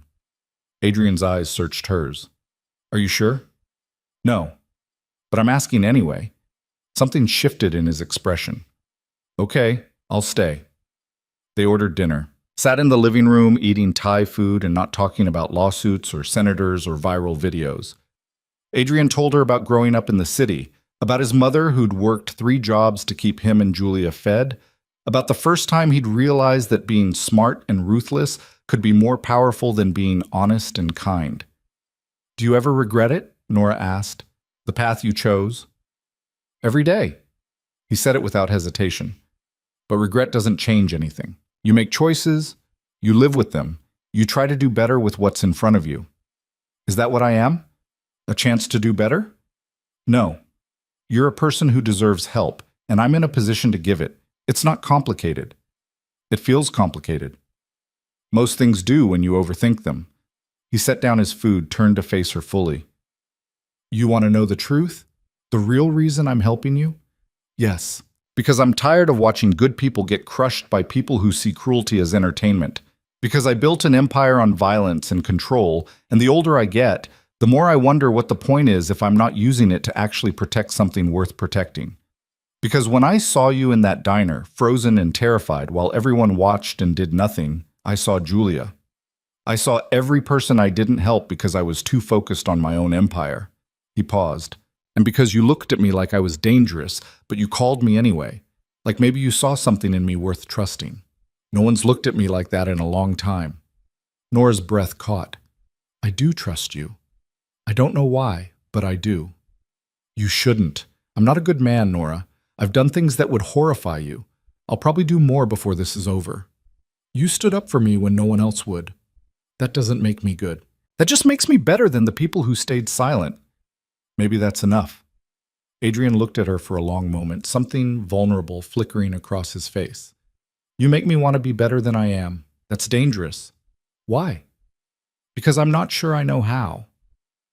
They sat in silence, the space between them charged with something Nora couldn't name. Not quite attraction, not quite friendship. Something more complicated, more real. I'll write it, she said quietly. The statement, I'll tell my story. Adrian's hand tightened on hers. You're sure? No, but I'm doing it anyway. A slight smile. That's the Nora I'm starting to know. They worked on the statement until past midnight. Adrian asked questions, Nora answered, and slowly her story took shape on the page. Not polished, not perfect, raw and honest and real. She wrote about being invisible, about the cruelty of people who had everything targeting people who had nothing. About the coffee cup slipping, the edited video, the death threats. About being so afraid she'd almost disappeared entirely. And she wrote about Adrian, about a stranger who stood up when everyone else stayed silent, about protection offered without conditions, about the first time in her life someone with power chose to use it to help instead of hurt. That last part, Adrian said, reading over her shoulder. You don't have to include it. Might make things more complicated. It's the truth. You said people respond to truth. They do. But dragging me into this publicly puts a target on your back from people I've made enemies of over the years. I already have a target on my back. At least this one comes with someone watching it. Adrian was quiet, reading and rereading her words about him. Okay? If you're sure. I'm sure. He helped her post it to social media, sent it to news outlets, watched as the first shares and comments started rolling in. Then he made her close the laptop. No reading reactions tonight. You need sleep. I'm not going to be able to sleep. Try anyway. She walked him to the door, suddenly reluctant to let him leave. Thank you. For everything. For believing me. For fighting for me. For staying tonight. I'll be back tomorrow. We'll deal with whatever fallout comes together. He hesitated, then touched her face gently, thumb brushing her cheekbone. You're braver than you know, Nora Vale. I'm terrified. Brave and terrified. They're not opposites. He stepped back, breaking the contact. Lock the door behind me. Alarm on. Call if you need anything. She did as he instructed, watched his taillights disappear, then stood in the silent house holding her phone. The notifications were already overwhelming. Thousands of shares. Thousands of comments. She ignored Adrian's advice and read them anyway. Some were vicious, calling her a liar, a whore, a gold digger, worse. Some were supportive, sharing their own stories of being bullied, destroyed, silenced. Some were just curious, asking questions, wanting more details. One comment made her stop scrolling. I worked at a hotel where Sienna Hawthorne stayed. She destroyed my career over a towel, told management I stole from her room. I was fired, blacklisted, couldn't find work for 8 months. Thank you for speaking up. Someone needed to. Another, my sister went to school with Sienna. She bullied her so badly my sister transferred schools. The family paid ours off to stay quiet. This girl has been doing this for years. More stories, more victims, more people who'd been crushed and silenced and paid off. Nora's statement had opened a floodgate. She fell asleep reading them, phone clutched in her hand, and dreamed of voices in the darkness finally being heard. Morning brought chaos. The statement had gone viral overnight. Every major news outlet was covering it. The hashtag was trending, and Sienna Hawthorne's past victims were coming forward in droves, posting their own stories, their own evidence, their own proof that this wasn't an isolated incident. Nora's phone rang at 7 a.m. Adrian. Don't panic. What happened? Everything. Your statement broke something open. There are 12 women who've come forward so far with similar stories about Sienna. 3 different restaurants, 2 hotels, a country club. All service workers. All young women. All paid off and silenced. He sounded energized, focused. The senator's in full crisis mode. His office has been calling my lawyer nonstop since 5 a.m. They want to negotiate. What do we do? We make them sweat. Let the stories pile up. Let the media dig. Let the senator realize his daughter isn't just a spoiled brat. She's a liability. Papers rustled. Can you handle more press? There's a journalist from the Times who wants to interview you. Legitimate journalist, not tabloid. She's been covering abuse of power, wants to write a feature. Nora's stomach clenched. An interview, like in person? Video call from the house. Safe and controlled. But Nora, this is optional. You've already done more than anyone could ask. She thought about the woman at the hotel, the sister who'd transferred schools, all the voices that had been silenced before hers. I'll do it. You're sure? No, but I'm doing it anyway. Adrian's quiet laugh carried warmth. I'll set it up. This afternoon, okay? Okay. The interview happened at 3 p.m. The journalist was a woman in her 40s named Patricia Chen, sharp-eyed and kind-voiced, asking questions that dug deep but never felt invasive. Nora talked about the diner, about being invisible, about Sienna's cruelty and the viral video and the death threats, about Adrian stepping in when no one else would. Why do you think your story resonated so much? Patricia asked. Nora thought about it carefully. Because it's not really my story. It's everyone's story. Everyone who's ever been made to feel small by someone powerful. Everyone who's ever been told to stay quiet and take it. Everyone who's ever wanted to fight back but didn't think they could. She paused. I'm not special. I'm just the one who happened to have help when I needed it most. But there are thousands more who don't get that help, who just get destroyed and forgotten. What do you want to happen now? I want Sienna Hawthorne to face consequences, real consequences. I want the senator to stop protecting her. I want the system that lets people like them get away with cruelty to change. Nora met Patricia's eyes through the camera. I want other people like me to know they don't have to stay silent, that their voices matter, that sometimes if you fight back, you can win. Patricia smiled. That's powerful. I hope so. The interview published that evening. Nora's photo, taken by Patricia at the end of their conversation, Nora looking tired but determined, was on the homepage of the Times website within an hour. Adrian called immediately. You did good. I stuttered. I rambled. I probably sounded stupid. You sounded real. You sounded like someone who's been through hell and came out the other side still hoping for better. People need that right now. Nora looked at the photo of herself on the screen. She barely recognized the woman staring back.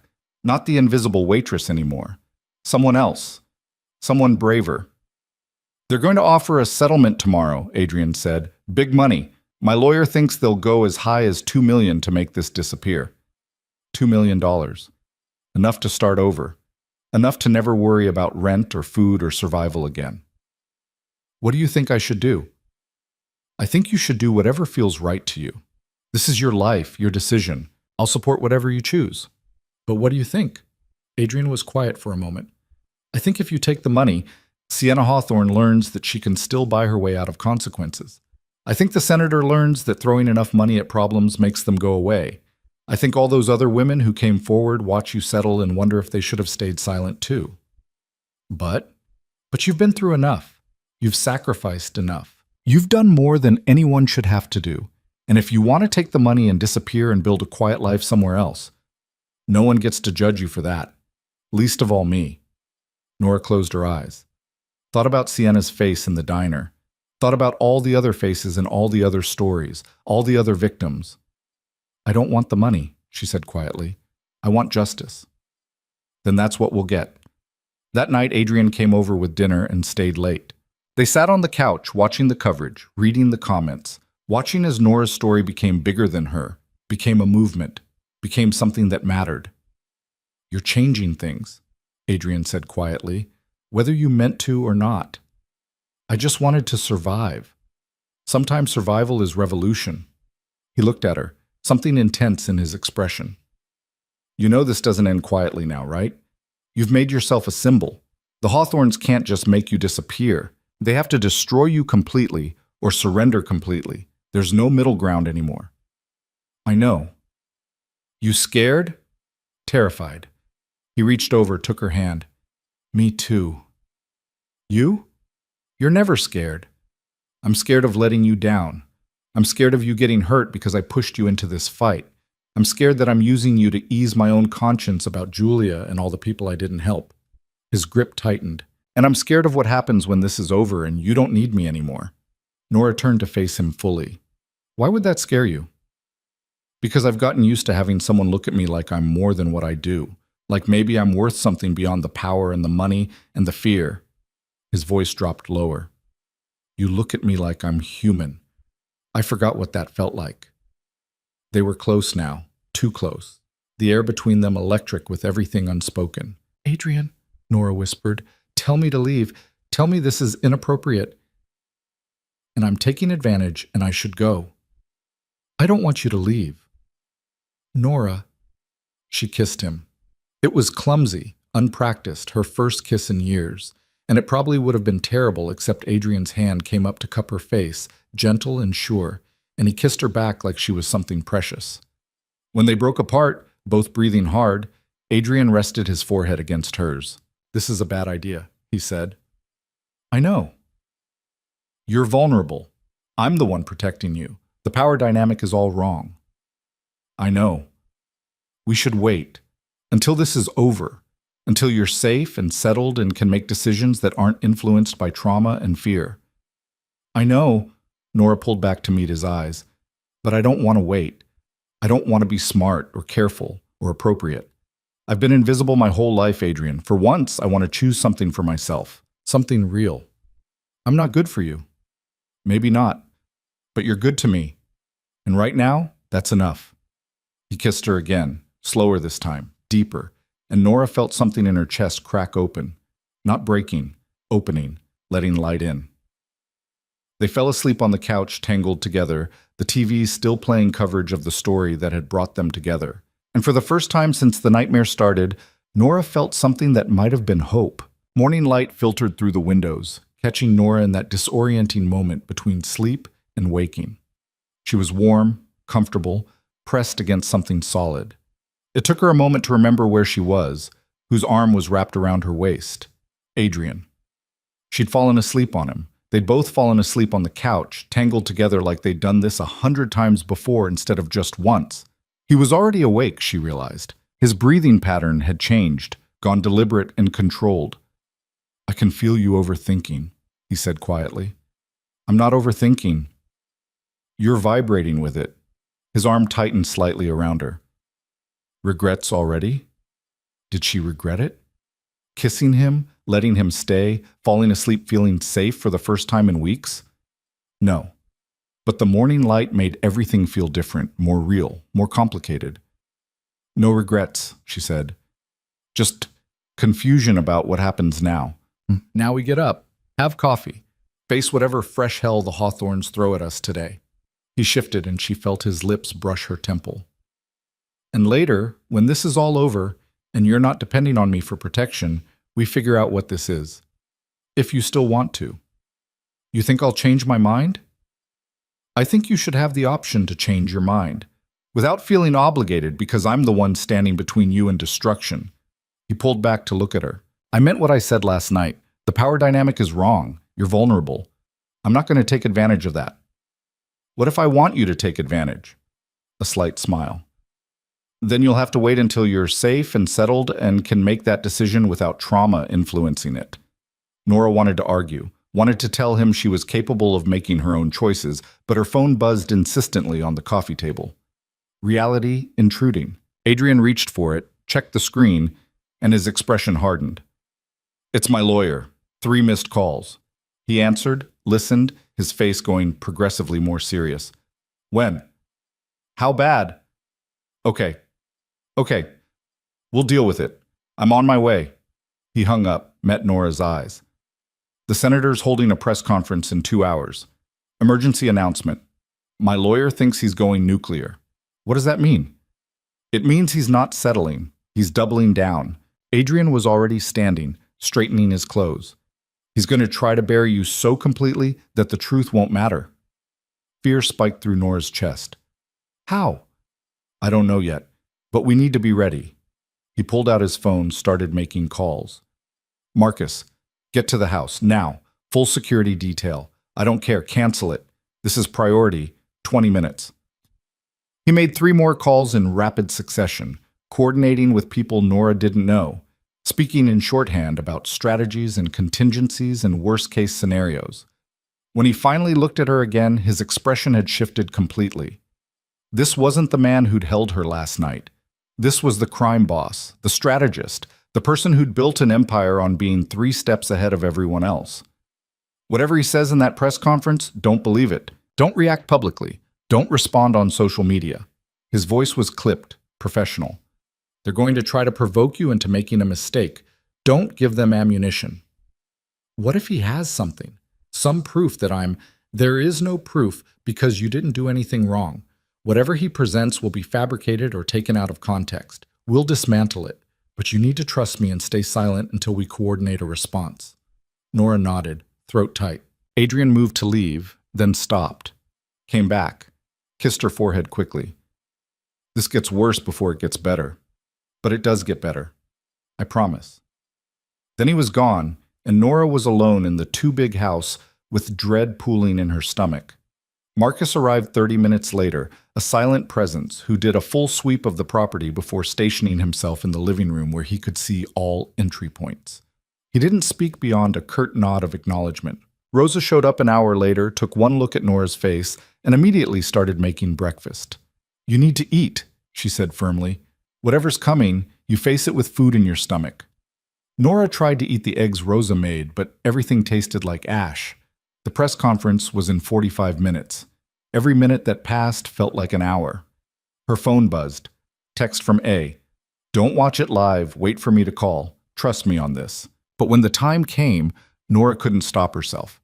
She pulled up the live stream on her laptop, Rosa hovering behind her, both of them watching as Senator Hawthorne stepped up to the podium. He looked different today. Not rattled like the last press conference.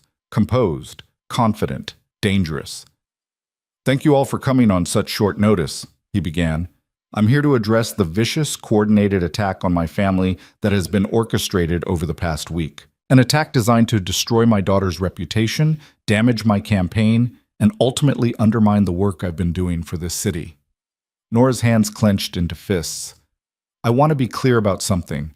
My daughter Sienna is not perfect. She's young, she's made mistakes, And yes, she can be difficult, but she is not the monster she's been portrayed as in recent days.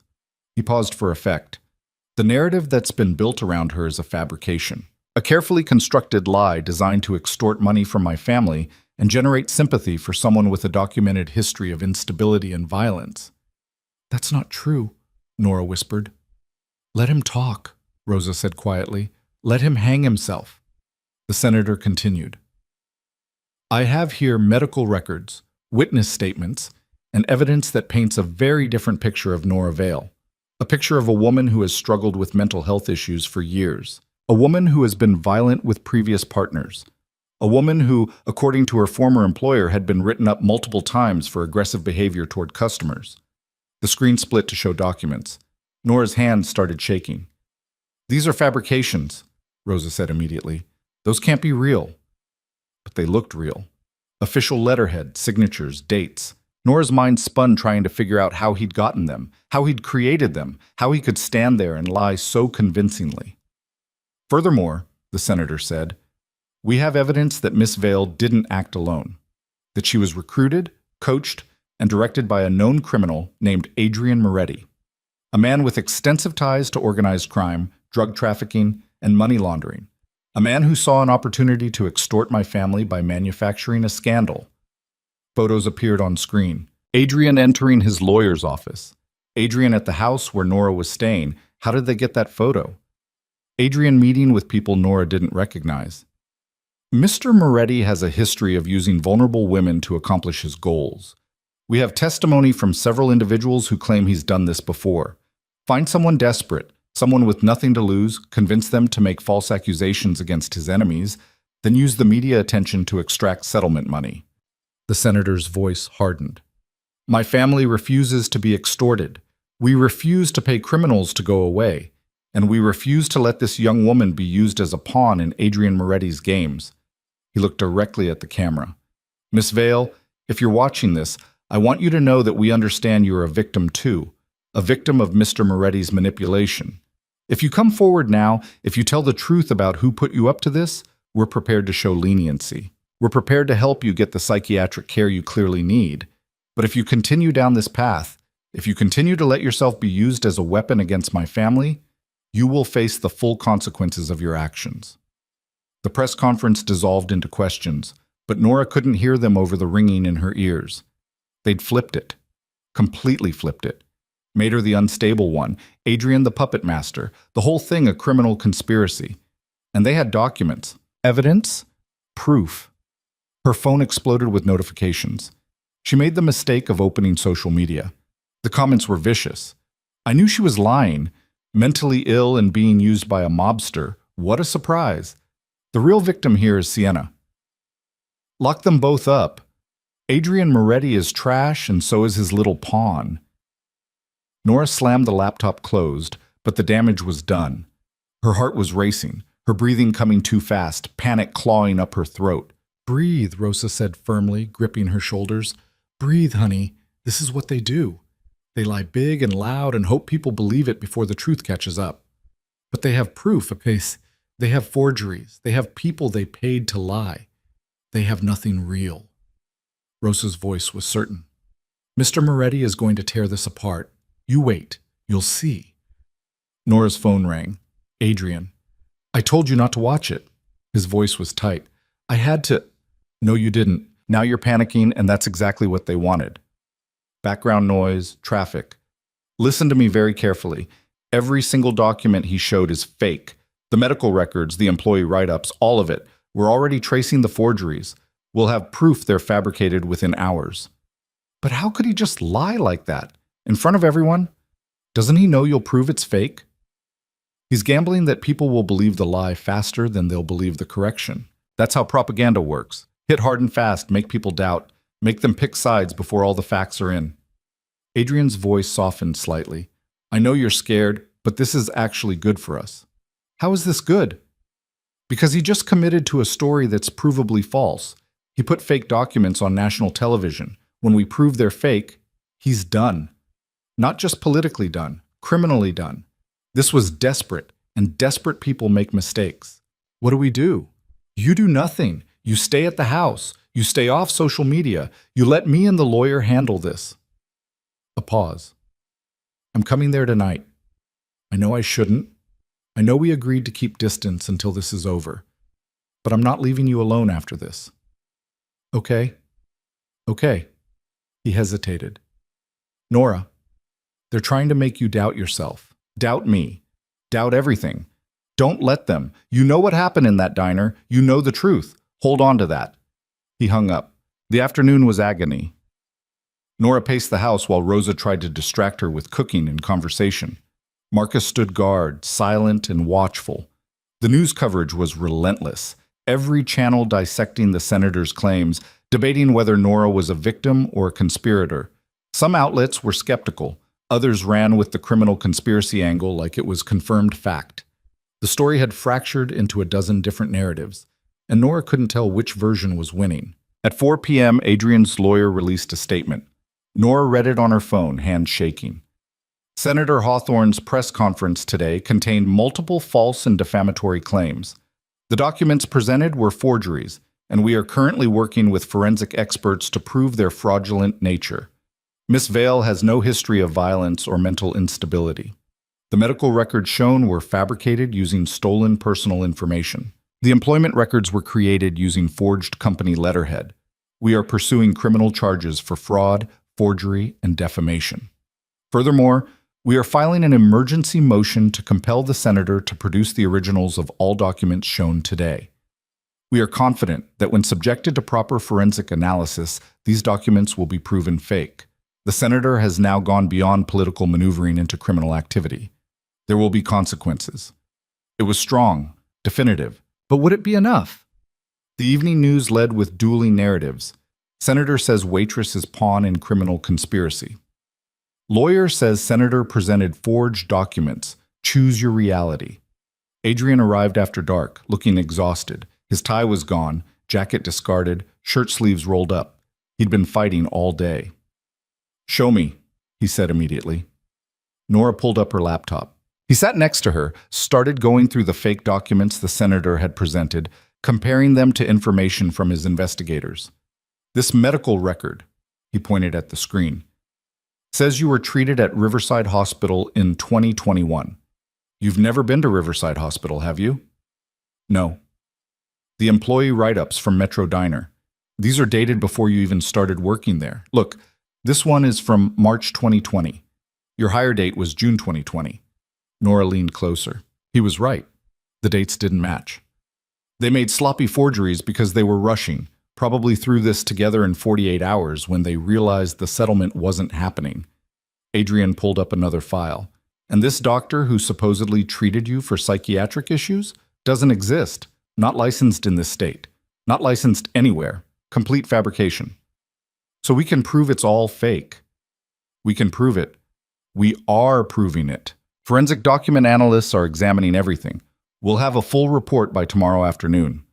He closed the laptop, turned to face her. But I need to warn you about something. Nora's stomach dropped. What?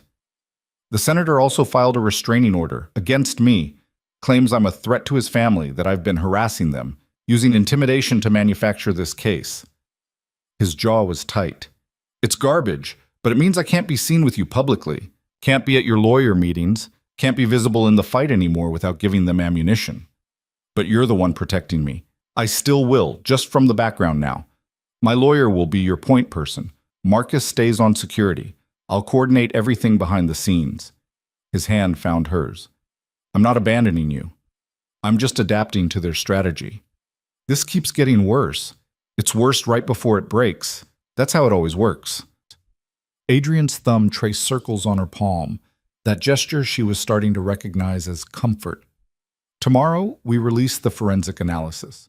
We prove the senator committed fraud on national television. We show that he's willing to break the law to protect his daughter. And then we watch his support crumble. What if it doesn't crumble? What if people still believe him? Then we keep fighting. We keep telling the truth. We keep peeling back layers until there's nothing left for him to hide behind. He met her eyes. You wanted justice.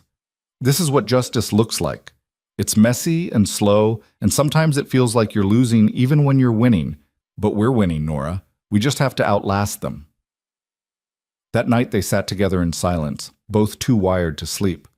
Adrian worked on his tablet, coordinating with his people. Nora read through the supportive messages that were still coming in despite the senator's smear campaign. People who believed her. People who'd experienced similar situations. People who were rooting for her to win. Around midnight, Adrian set down his tablet. "Come here." Nora moved closer. He pulled her against him, wrapped his arms around her, just held her. No words. Just presence. Just the solid reality of not being alone. "I'm scared," she admitted into his chest. "I know. What if we lose?" "We won't." "But what if—" "Nora." He tilted her face up to look at him. "I have spent 20 years building power in this city. I have connections, resources, leverage that the senator can't imagine. I have dealt with politicians, prosecutors, FBI investigations, rival organizations. I have survived things that should have killed me. And I am telling you with absolute certainty that we are going to win this." "How can you be so sure?" "Because I'm not fighting for power or money or territory this time. I'm fighting for something that actually matters. And that makes me very, very dangerous." His expression softened. "Also because you're stronger than you think.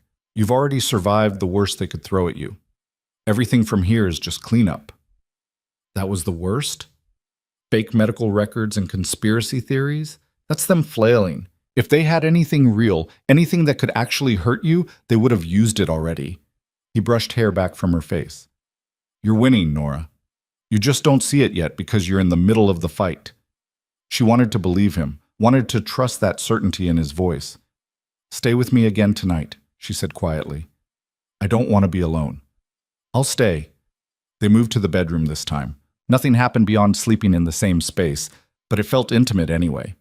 Adrian lying next to her, fully clothed, close enough to touch, but not touching, both of them staring at the ceiling in the dark.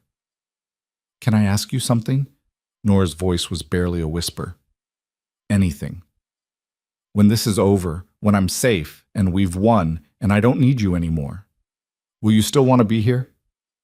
Silence. Then, "I don't know how to answer that without it sounding like I'm taking advantage of the situation." "Try anyway." Adrian was quiet for a long moment. "I haven't felt this present in my own life in years. Everything I do is calculated, strategic, 5 steps ahead. But with you, I'm just here, in the moment, trying to help, trying to be better." He paused. "So yes, when this is over, I'll still want to be here. If you'll still want me." "I will." "Don't promise that yet. You don't know what normal looks like between us. You don't know if what you're feeling is real or just trauma bonding." "Don't tell me what I'm feeling." "I'm not. I'm just saying you should give yourself time to figure it out. Without pressure. Without obligation." Nora rolled onto her side to face him. "What if I don't want time? What if I already know?" "Then you'll still know in a month, or 3 months, or 6 months. And it'll mean more because you'll have chosen it from a place of strength instead of survival." He was right. She hated that he was right. "You're very frustrating," she said. "I'm aware." A slight smile in the darkness. "Go to sleep, Nora. Tomorrow we start fighting back for real." The forensic analysis dropped at noon the next day like a nuclear bomb. Every document the senator had presented was definitively proven fake. The medical records contained watermark errors that didn't exist until 2023. The employee write-ups used a font that Metro Diner had never used in their official paperwork. The doctor who supposedly treated Nora didn't exist in any medical database. The report was damning, technical, and impossible to dispute. Adrian's lawyer held a press conference at 2 p.m. She stood at a podium, cold and professional, and systematically destroyed every claim the senator had made. Senator Hawthorne committed fraud on national television. He presented forged documents as evidence in a legal matter. He defamed my client with provably false information. He attempted to frame her as mentally unstable using fabricated medical records. These are not political tactics. These are crimes. She held up the forensic report. "We are calling for a criminal investigation into Senator Hawthorne's actions. We are calling for the district attorney to bring charges. And we are calling for the senator to resign immediately, as he has proven himself unfit for public office." The press erupted with questions. The lawyer answered each one with devastating precision. By 4 p.m., 3 major newspapers had called for the senator's resignation. By 6 p.m., members of his own party were distancing themselves. By 8 p.m., his campaign manager had quit. Nora watched it unfold from the safety of Adrian's house, Rosa bringing her food she couldn't eat, Marcus standing guard. The whole world shifting outside while she sat in the eye of the hurricane. Adrian called every hour with updates. 2 of his major donors just pulled funding. His daughter's lawyer just withdrew from the assault case. The DA's office is opening an investigation into the forged documents. 3 of the women from Sienna's past incidents are giving formal statements now that they know you're winning. Each call brought better news. Each hour, the senator's position grew weaker. At 10 p.m., Adrian showed up at the house carrying champagne. "Is it over?" Nora asked. "Not yet, but it's close." He set the bottle down, pulled her into his arms. "The senator's holding another press conference tomorrow morning. My sources say he's going to announce he's suspending his campaign. Probably won't admit wrongdoing, but he's done. Finished. You won." "We won." "You won." Adrian pulled back to look at her. "You're the one who stood up. You're the one who spoke out. You're the one who refused to disappear. I just provided resources. The courage was all yours." Nora's eyes filled with tears. "I don't feel courageous." "You never do in the moment. That's what makes it courage." He wiped away a tear with his thumb. "Tomorrow, when he announces he's dropping out, when everyone sees that you were telling the truth, when all those people who called you a liar have to face what they said, you're going to feel it. You're going to see what you accomplished." "What about Sienna? What happens to her?" "The assault charges are being dropped. Her lawyer knows they can't win, but the other women are coming forward now, filing their own suits. She's going to face consequences, just not from you." Adrian's expression hardened. "And I'm making sure she understands that if she ever comes near you again, ever mentions your name, ever even thinks about you, she'll regret it." "Don't hurt her." "I won't have to. Losing her father's protection is punishment enough. She's about to learn what the real world is like when you can't buy your way out of everything." They didn't open the champagne, didn't celebrate, just sat together while Nora processed the fact that it was almost over, that she'd survived, that she'd won. "What happens to me now?" she asked quietly. "Whatever you want. The diner offered your job back. With a raise and an apology, you can take it or not. You can stay in the city or leave. Start over somewhere new or reclaim the life you had." Adrian's hand found hers. "You're free, Nora. For the first time maybe ever, you get to choose your life instead of just surviving it." The thought was terrifying and exhilarating in equal measure. What if I don't know how to choose? Then you take it slow. Try things. Figure out what feels right. He paused. "I meant what I said about giving you time, about not pressuring you into anything while you're figuring out who you are without the fear. I know who I am. You know who you had to be to survive. That's different from knowing who you want to be." Adrian's voice was gentle. "I'm not going anywhere. Take the time. Become the person you want to be. And if that person still wants me around, I'll be here." Nora kissed him, poured everything she couldn't say into it, gratitude and affection and the terrifying possibility of something more. When they broke apart, Adrian rested his forehead against hers. "You're making this very difficult." "Good." He laughed quietly. "Get some sleep. Tomorrow's going to be a big day. The senator's press conference is at 9 a.m. After that, everything changes." He started to pull away, but Nora held on. "Stay. One more night, please." Adrian looked at her for a long moment, then nodded. One more night. They fell asleep tangled together, and for the first time in weeks, Nora's dreams weren't nightmares.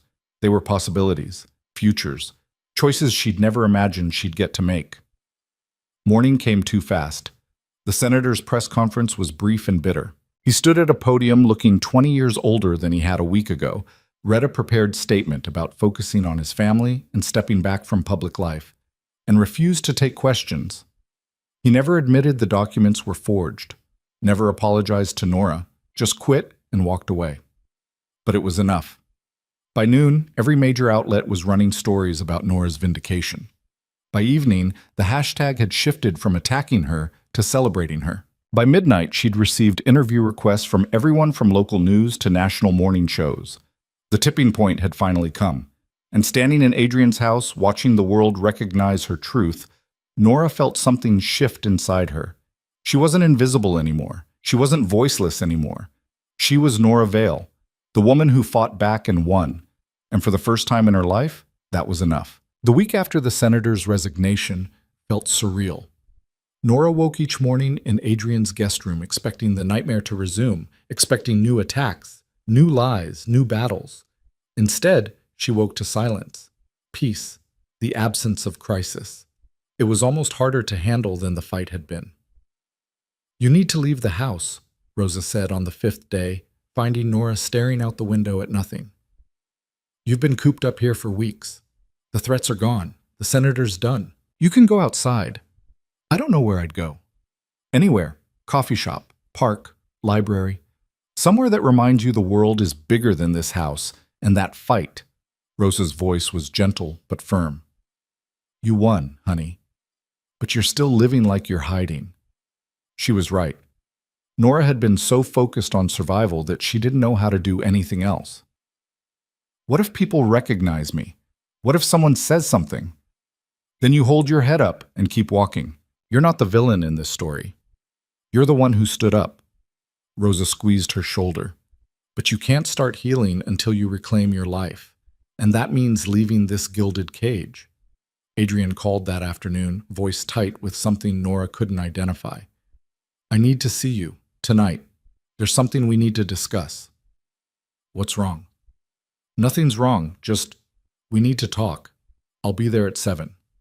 He hung up before she could ask more questions. The hours until 7 crawled by. Nora paced, mind spinning through possibilities. Was he ending whatever this was between them? Was there new danger she didn't know about? Had something changed? Adrian arrived exactly on time, but he wasn't alone. A man in an expensive suit followed him into the house, carrying a briefcase. "Nora, this is James Chen. He's a financial advisor." Adrian's expression was unreadable. "We have some business to discuss."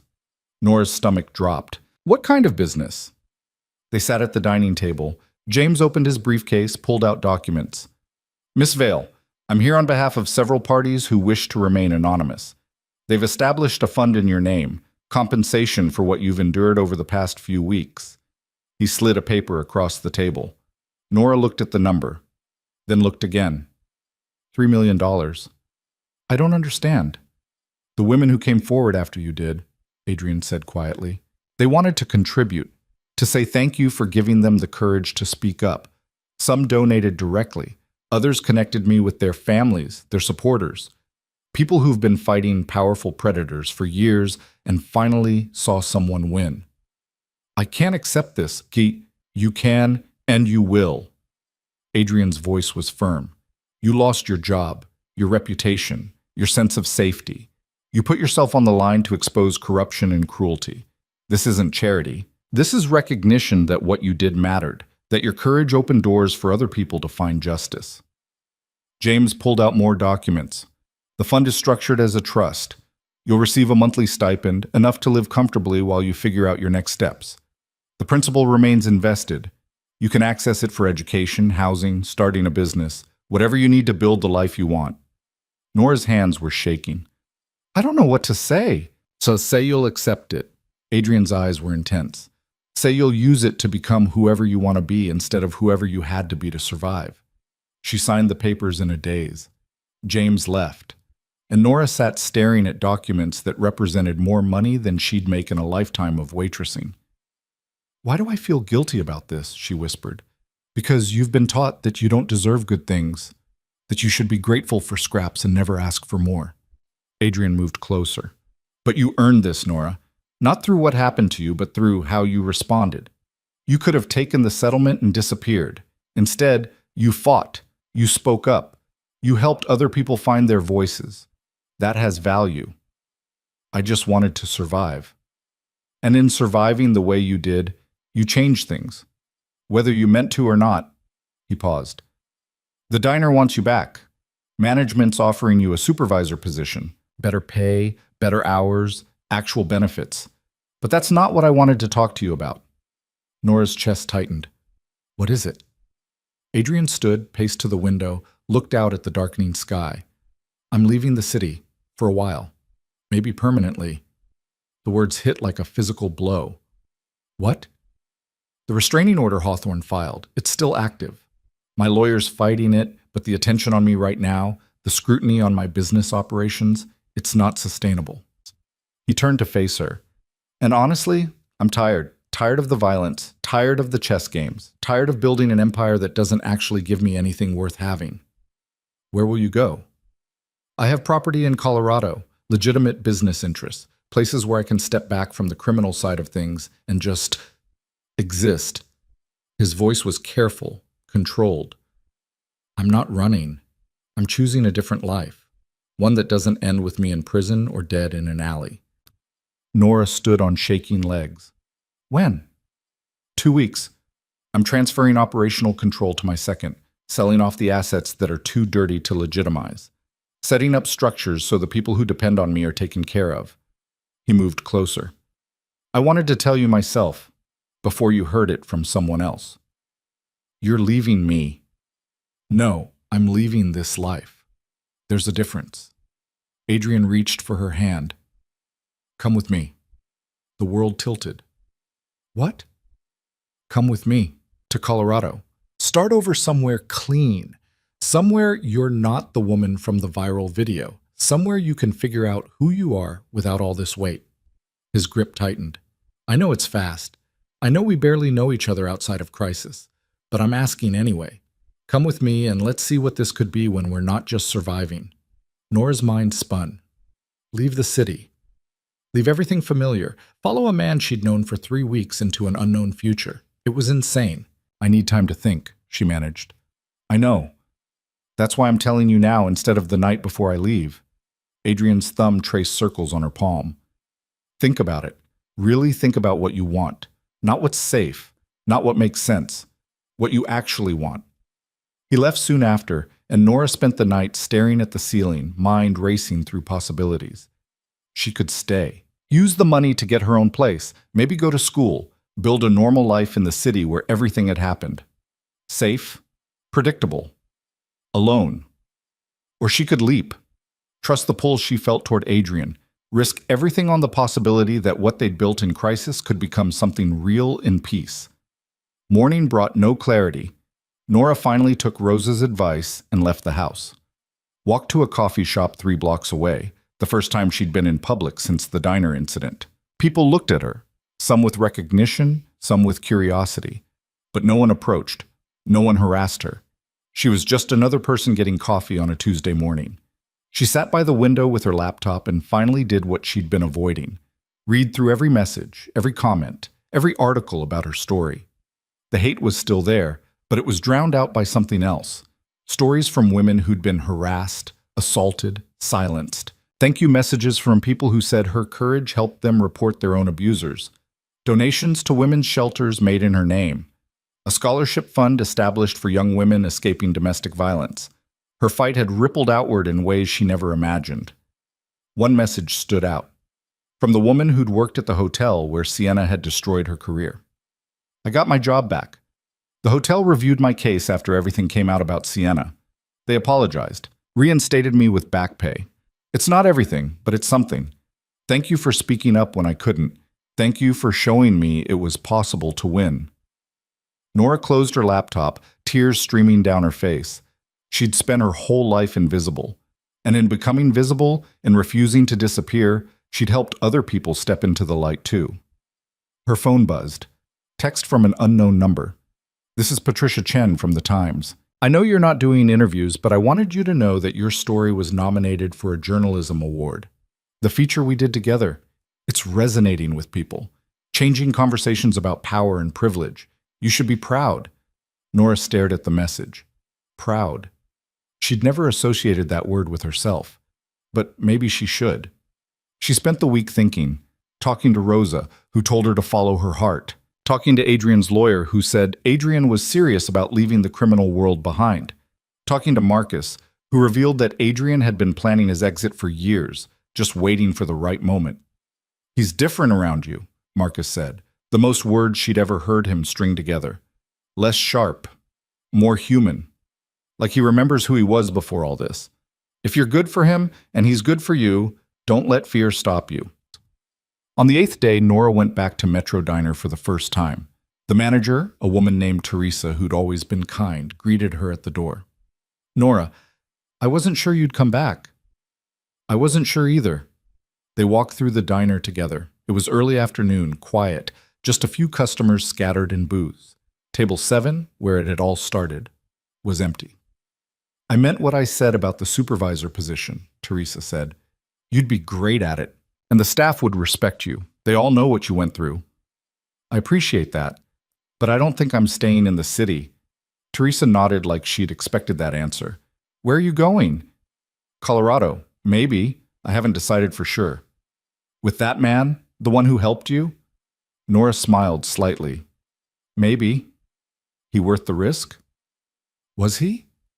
Nora thought about Adrian's hands carefully holding hers, his voice in the darkness promising she'd be okay, the way he'd fought for her when no one else would, the way he looked at her like she was worth seeing. "I think so. I hope so." Teresa squeezed her arm. "Then go. Build something new. You've earned it." Nora sat in table 7 for a while, remembering the humiliation, the fear, the moment Adrian had stood up and everything changed. A young waitress approached hesitantly. "Miss Vale, I just wanted to say, what you did was really brave. I've had customers treat me like garbage, and I never knew I could push back. You showed me it's possible." "You can always push back," Nora said quietly. "You just have to decide you're worth fighting for." The girl nodded, eyes shining, and walked away. Nora left the diner feeling lighter. She'd needed to come back, to face the place where she'd been broken, to prove to herself she'd survived it. That night she called Adrian. "I've made a decision." His voice was careful. "Okay, I'm coming with you to Colorado, to whatever comes next." She took a breath. "But I need some things to be clear first." "I'm listening." "I'm not coming as your project, not as someone you need to save or fix or take care of. I'm coming as your equal, as someone who wants to see what this could be between us when we're both choosing it freely."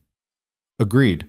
And if it doesn't work, if we get there and realize we were just trauma bonded and there's nothing real underneath, I need to know I can leave, that I'll have the resources to build my own life if this falls apart. The trust fund is yours regardless of what happens between us. That was never conditional." Adrian's voice warmed. "Anything else?" "Yes. I want to do something with the money, something that matters. I want to start a foundation for women who've been silenced by powerful people. Legal funds, therapy, relocation assistance, whatever they need to fight back." She paused. "Will you help me set that up?" Silence. Then, thick with emotion, "It would be an honor." "Then I'm in. Let's do this." The next week was a blur of packing, planning, saying goodbye to the small life she was leaving behind.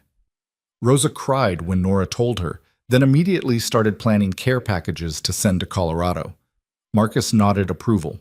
The lawyer drew up papers for the foundation, which they decided to name the Julia Moretti Fund in honor of Adrian's sister. Adrian closed his operations with surgical efficiency. People who'd worked for him for years were paid out, given legitimate job placements, protected from blowback. The dirty businesses were sold or dissolved. The clean ones were restructured under new management. He was meticulous about burning bridges to his old life so completely there'd be no way back. 3 days before they were set to leave, Nora got an unexpected call. Sienna Hawthorne. She almost didn't answer, but curiosity won. "What do you want?" Sienna's voice was small, nothing like the cruel girl from the diner. "I wanted to say I'm sorry for what I did to you, for all of it." Nora waited. "My dad's gone. His career's destroyed. My friends won't talk to me. I'm in therapy now, court mandated. I have to do community service and attend classes about privilege and empathy and all this stuff I never thought about before." A shaky breath. "I know you don't care.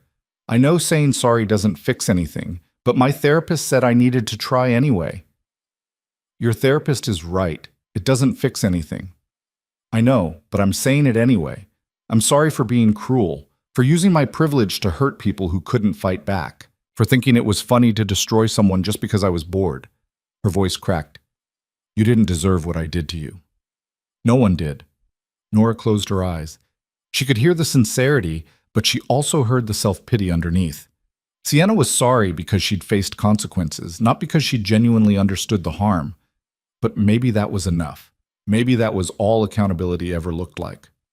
I hope you actually change, Nora said finally. I hope you become someone different, someone better. But I also hope you understand that you don't get forgiveness just because you apologized. You have to earn it, and that takes years, not a phone call. I know. Good luck with your therapy. Nora hung up before Sienna could respond. She didn't feel satisfied exactly, but she felt something like closure. The villain of her story was broken too, was facing her own consequences, was maybe even trying to change. It wasn't justice, not really, but it was something. The night before they left, Adrian took Nora to dinner. A small restaurant in a quiet neighborhood. Nothing fancy, just good food and privacy. Last chance to change your mind, he said over wine. No judgment if you want to back out. Do you want me to back out? No, but I want you to choose this freely, without feeling obligated. He reached across the table for her hand. I'm in love with you. I probably have been since you called me terrified and still asked for help. But love from me doesn't mean you owe me anything, especially not your future. Nora's breath caught. You love me? Completely. Probably unwisely given that we met in a crisis and barely know each other outside of it. But yes, his thumb traced her knuckles. And I'm hoping that maybe, given time and space and a chance to be normal people instead of warriors fighting battles, you might feel the same way. But even if you don't, even if we get to Colorado and you realize this was just survival mode, I'll still be glad I helped you, still be glad I knew you. She stood, moved around the table, kissed him in front of everyone in the restaurant. I love you too, she whispered against his mouth. And I'm terrified and excited and have no idea if this will work, but I'm choosing it anyway. I'm choosing you. I'm choosing us. Adrian's arms came around her, solid and sure. Then let's go build something worth having. They drove to Colorado the next morning, 18 hours through changing landscapes, from city to plains to mountains. They talked about everything and nothing. Adrian's childhood. Nora's dreams she'd never admitted to anyone. The foundation they'd build together. The quiet life they'd try to create. The house was in a small town outside Denver. Modern but warm, windows overlooking mountains, space and light and peace. Nothing like the sterile showplace in the city. This was a home. It's perfect, Nora breathed, standing in the living room while sunset painted the mountains gold. It's ours, if you want it to be. I do. They spent the first week settling in, unpacking, exploring the town, learning how to be normal people on dates and grocery shopping and morning coffee on the deck. Learning each other without crisis driving every interaction. It was strange and wonderful and occasionally awkward. They had fights about stupid things like where dishes went and whether to get a dog. They had moments where the trauma resurfaced and one of them would shut down and the other would have to be patient. They had nights where Nora woke up screaming from nightmares, and Adrian held her until she remembered she was safe. But they also had mornings making breakfast together, afternoons hiking mountain trails, evenings reading in comfortable silence. Moments where they looked at each other and realized this was real, this was working, this was becoming something solid. A month after they arrived, the Julia Moretti Fund officially launched. Nora did interviews about it, her face on websites and magazines, but this time she was in control of the narrative.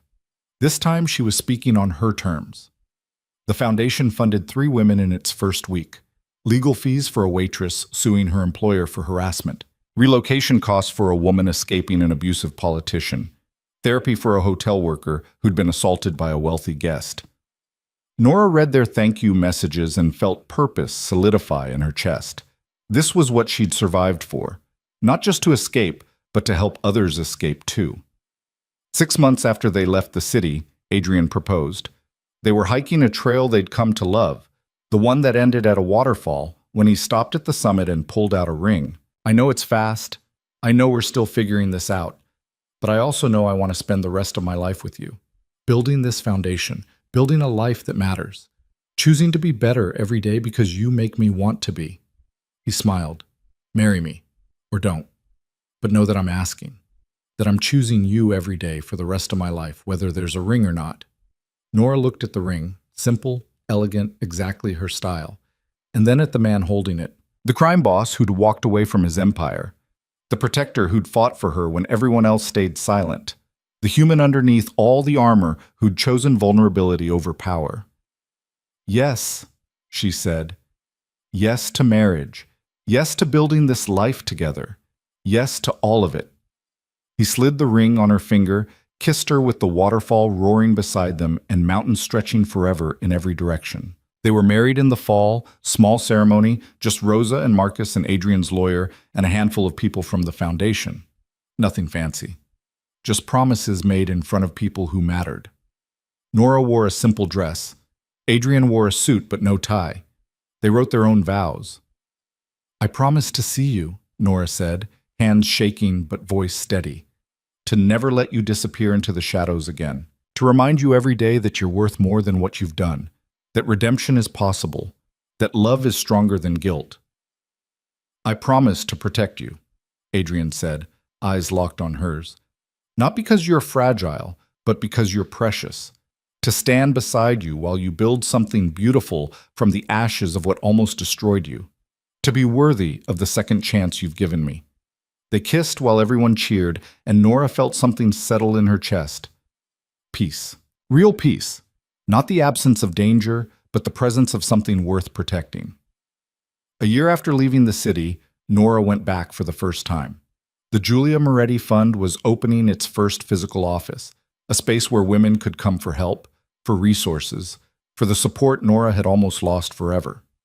The grand opening was covered by news outlets, attended by advocates and survivors, and people who believed in the mission. Nora stood at the podium in front of cameras and journalists and strangers, and she didn't stutter.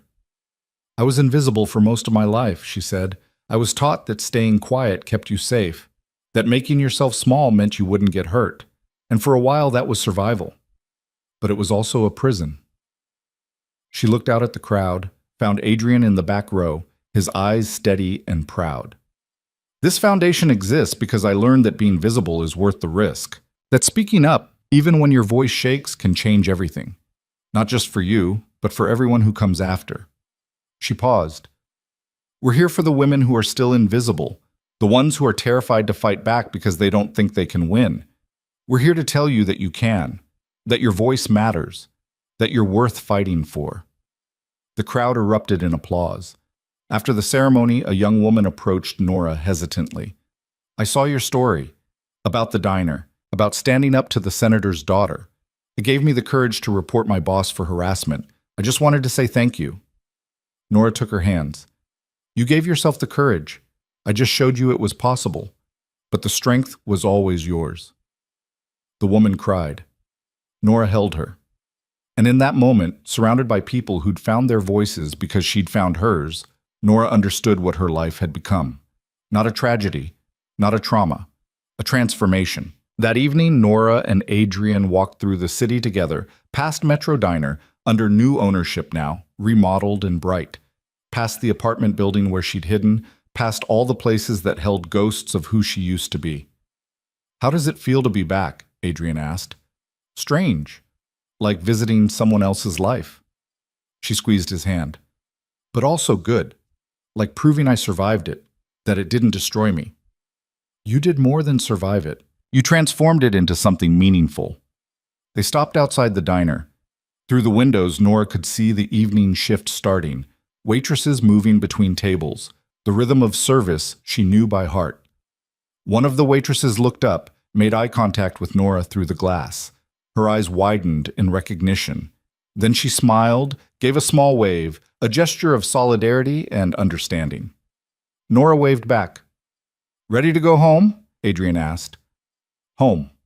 Not the city, not the apartment she had escaped from, but the house in Colorado, the life they'd built, the foundation that was helping dozens of women find their own paths to freedom. Yeah, Nora said. I'm ready. They walked back to their hotel hand in hand.